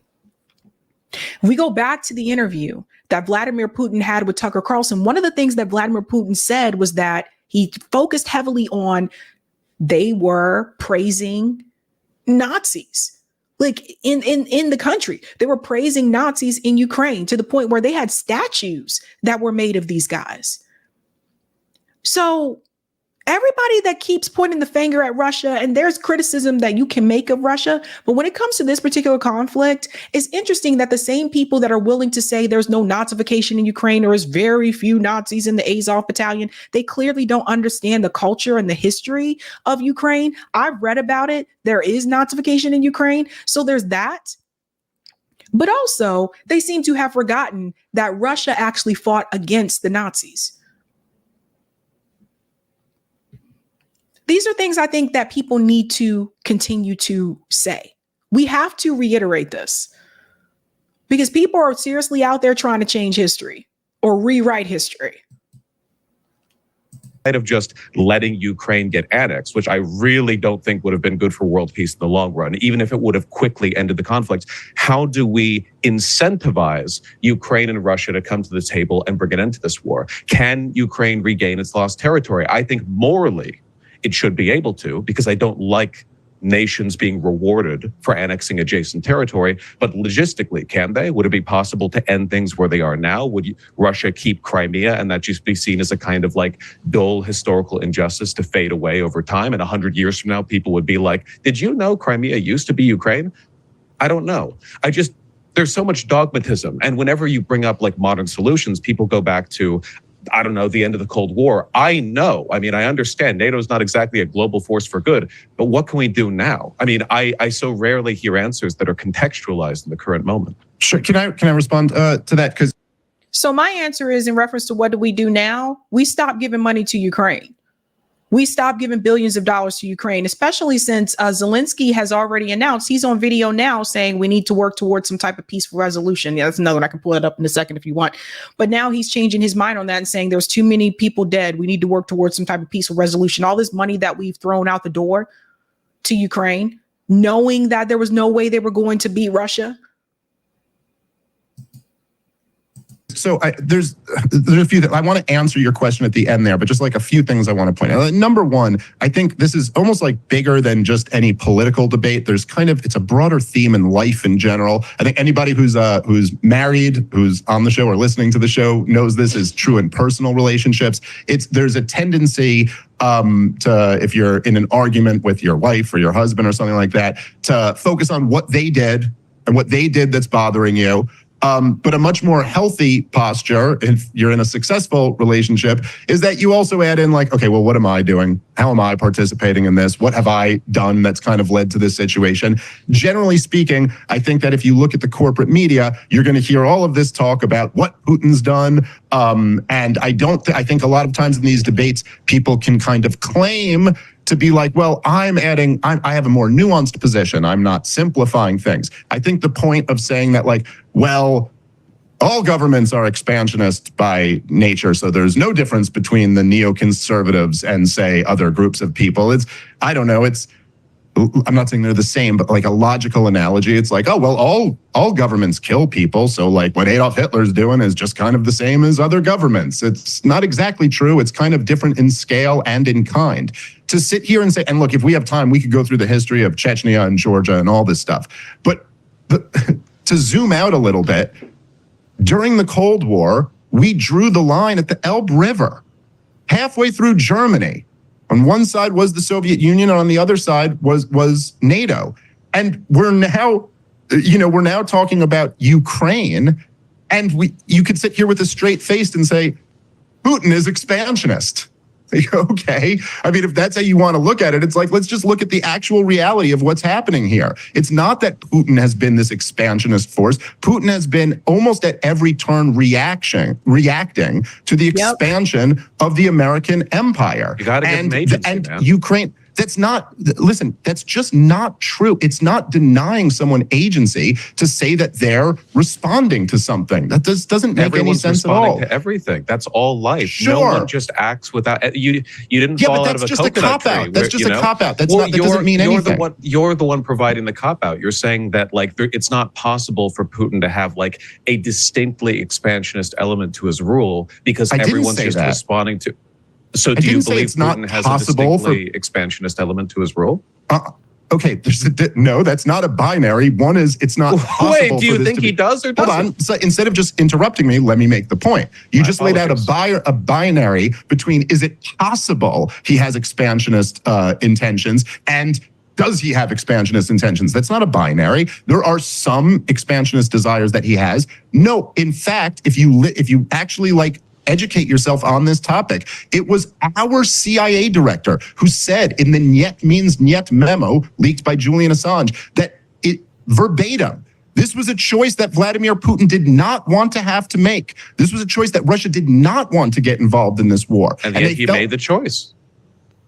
He made the choice to invade, to bring troops down to the Ukrainian border, to commit to multiple years of, like, come on, this is the thing. I ask you for, like, what can we do now? And immediately it's back to the Iron Curtain. Well, hold on. I know. Vash, hold on. Here's what happened. I'm sorry, I just want to know in the modern context. I get it. Actually, what happened was you made a long statement and ended with that question. And I said, let me answer that question. But first, let me deal with what you said at the beginning of your statement. And then you started interrupting me. So no, it's not that I'm not willing to answer that question. It's that I had to point out, I think, a lot of the errors that you're making. Now, if you want just to say, what could we do right now?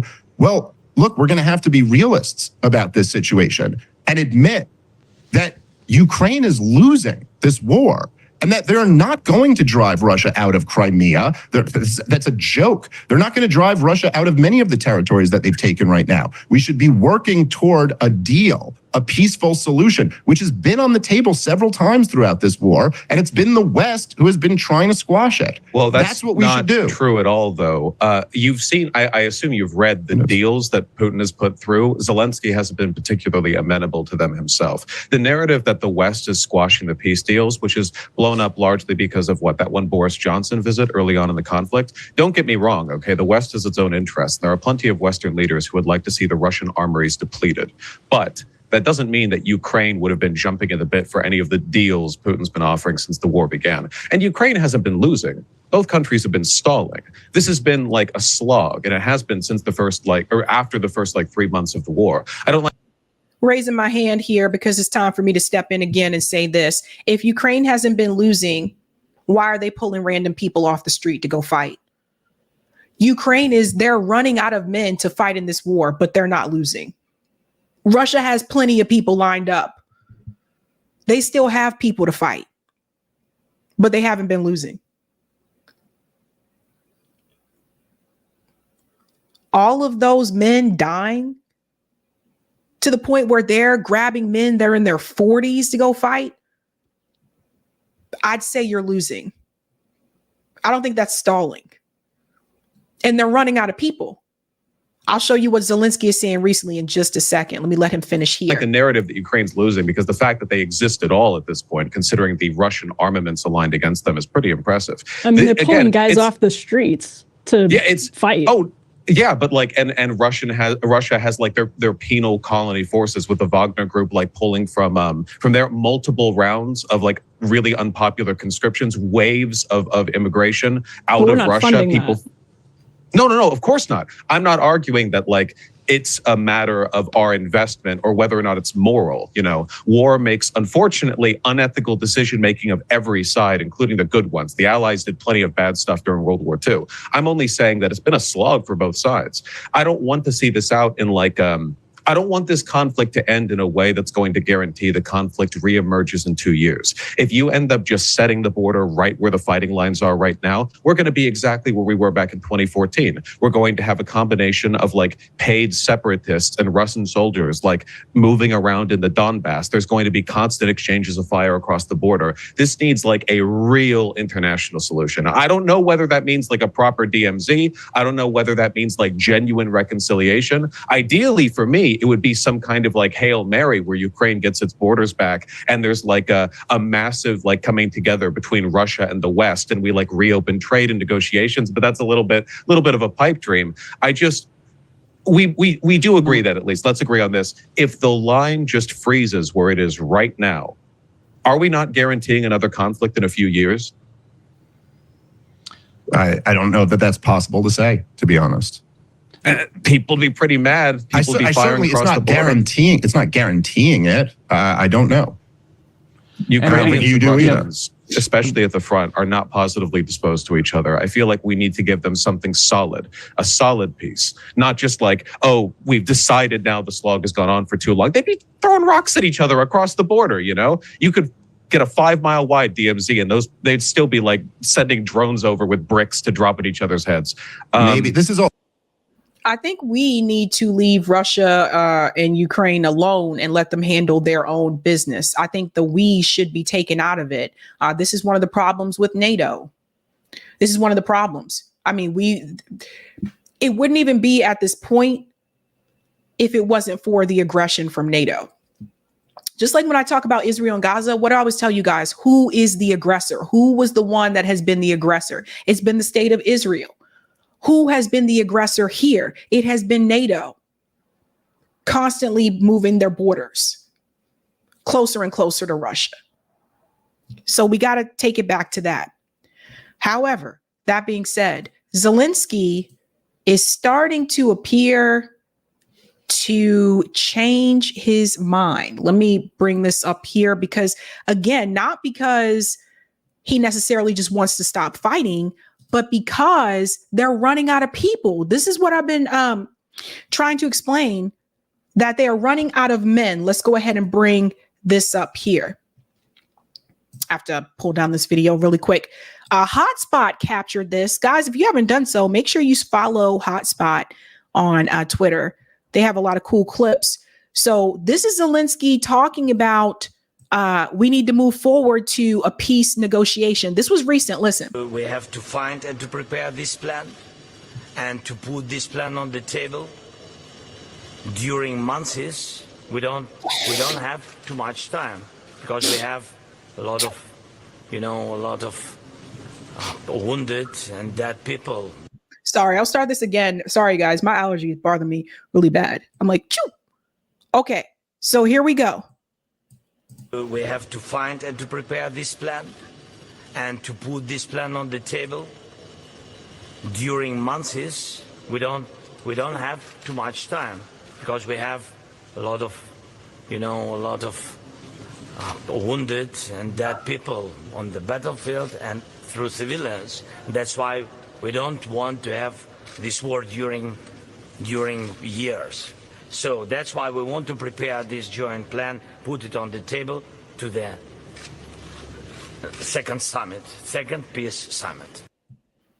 So again, all those people that have died, all those soldiers that have died, all the people that they've been dragging up off of the street, all the billions of dollars that has gone to Ukraine. And here's Zelensky telling you, oh, I think we need to try to bring some type of peace negotiation on the table because too many people have died.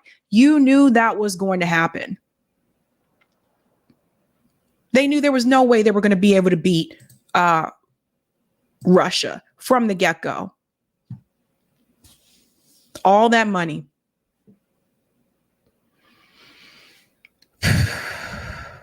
Such a mess.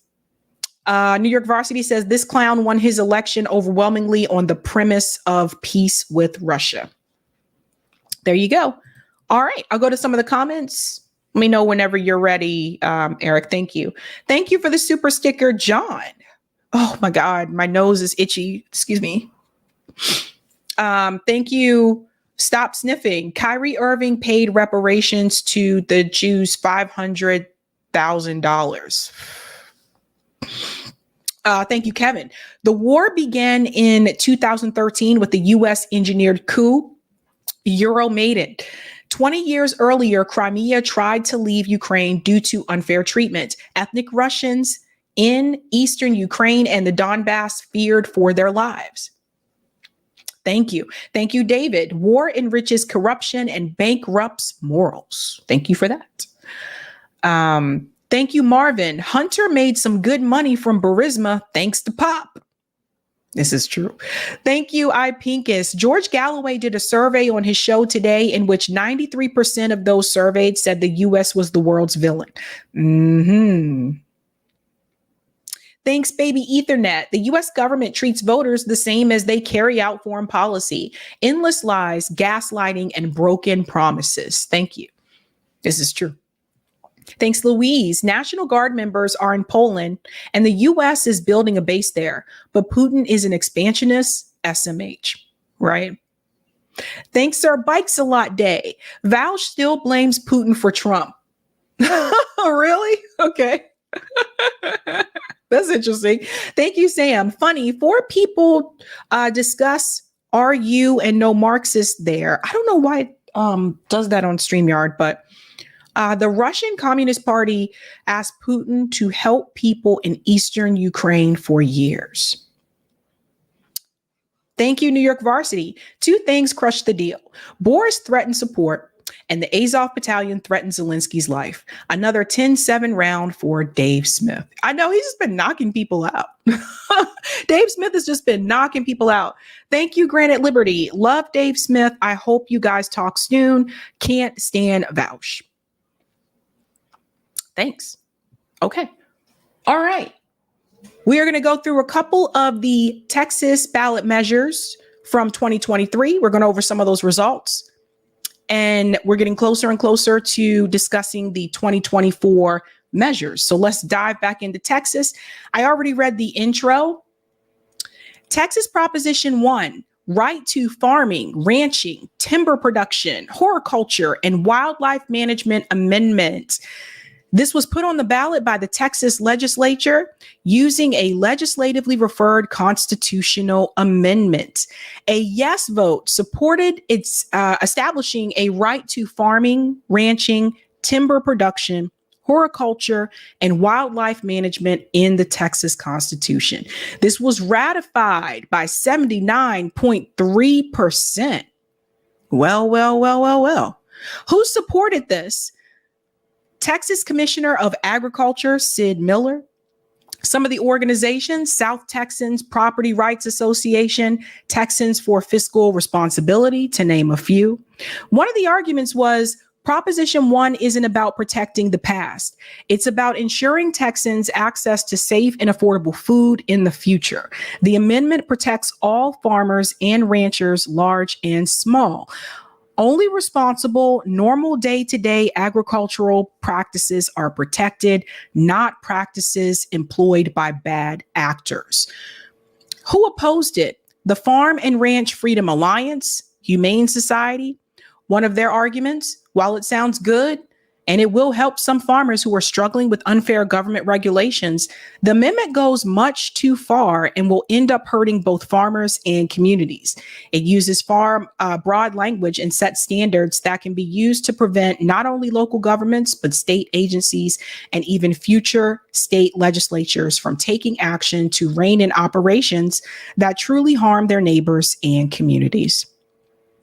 As you can see, there was over $1.2 million that was spent to support it, 0 to oppose. As we've seen before in the past, typically these measures go with the money, right? So there's more money to support it, and that's the way that it went.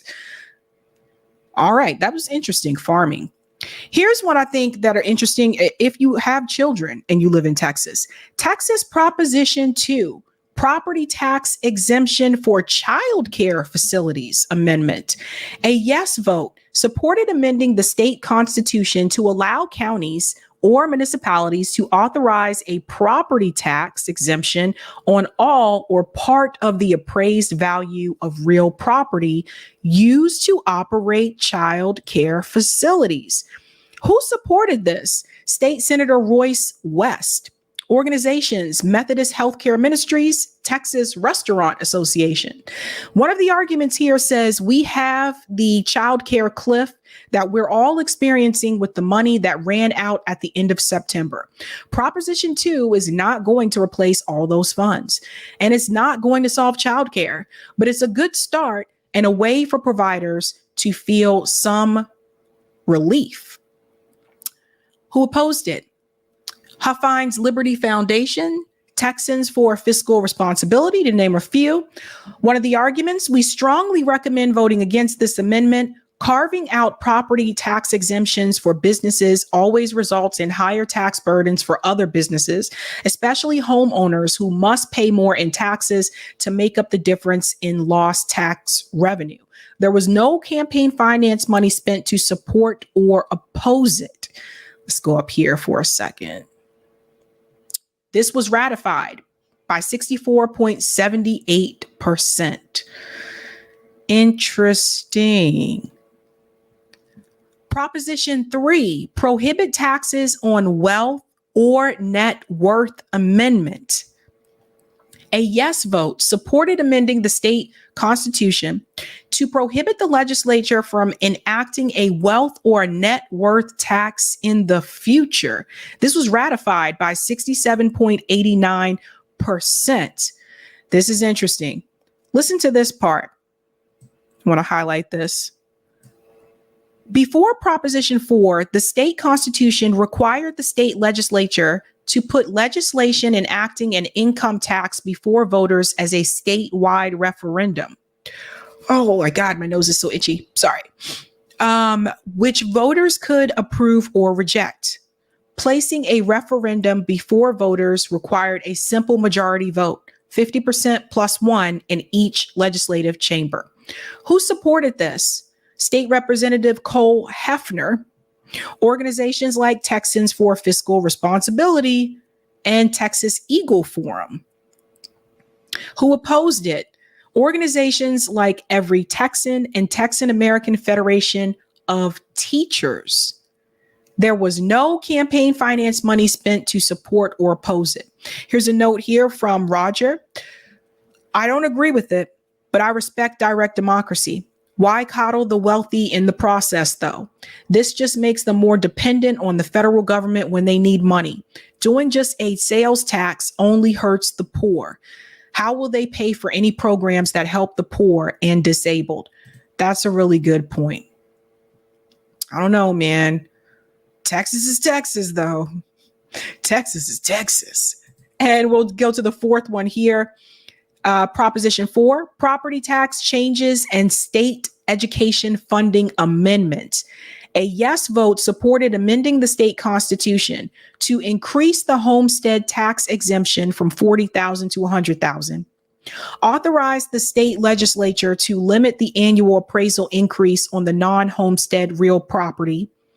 Exclude appropriations made to increase state education funding from the state appropriations limit, and authorize the state legislator to provide for 4-year terms for members of the governing body of an appraisal entity in counties with a population of 75,000 or more. This was ratified by 83.44%. This is wild, fam. The $18 billion property tax cut package is aimed squarely at lowering school district property taxes, which make up the lion's share of a Texas landowner's property tax bill. The proposition is aimed squarely at lowering school district property taxes, which make up the lion's share of, did I say this already? Oh yeah, this is a repeat, sorry. Under the proposition, school districts will get $7.1 billion to lower their tax rates by replacing local revenues they would have collected with state dollars, which lawmakers call compression. That will reduce the tax rate school districts use to pay for operating costs like teacher salaries by 10.7 cents for every $100 of property value. Who supported this? Governor Greg Abbott, one of the many. Organizations, National Federation of Independent Business Texas, Texas Eagle Forum, to name a few. One of the arguments is the Texas House and Senate fulfilled our promise with an agreement that delivers a comprehensive, long-lasting solution to increase burdensome property tax bills. I thank my partners in the Texas legislature for coming together to honor the best interests of hardworking Texans who want to own their property, not rent it from the government. There was no money spent to support or oppose this measure. We will continue on with Texas on Tuesday evening, where we will get into Proposition 5. Once we finish Texas, we have one more state left for 2023, and then we'll be diving into what you can expect to see on your ballot this November for 2024. Roger and I talked about doing something a little bit different with these. You guys let me know how you feel about this. But one of the things we're going to do going forward for 2024, I'm still going to read them on this show, but I'm also going to make more of like a TikTok style video of just kind of just rattling these off, not going into detail. So people can have a short version that I will put on as a YouTube short. And they'll have, and I can do it on Twitter too. They'll have a short version just to go to if they just want to know exactly what's going to be on there. And they'll still have the longer form video that I do on this show if they want the details. Just a little way to like kind of spice it up, do it a little bit differently. Because some people just want a list. Like some people just want to know. I just want to know, just give me the list of what's going to be on there. So yeah.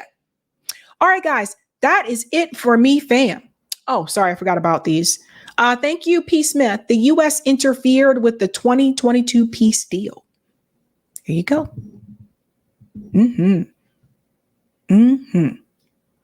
All right, guys, that is it for me. I hope you have a great Sunday evening. I'll see you again Tuesday night. Until then, have a good night. Keep up the fight.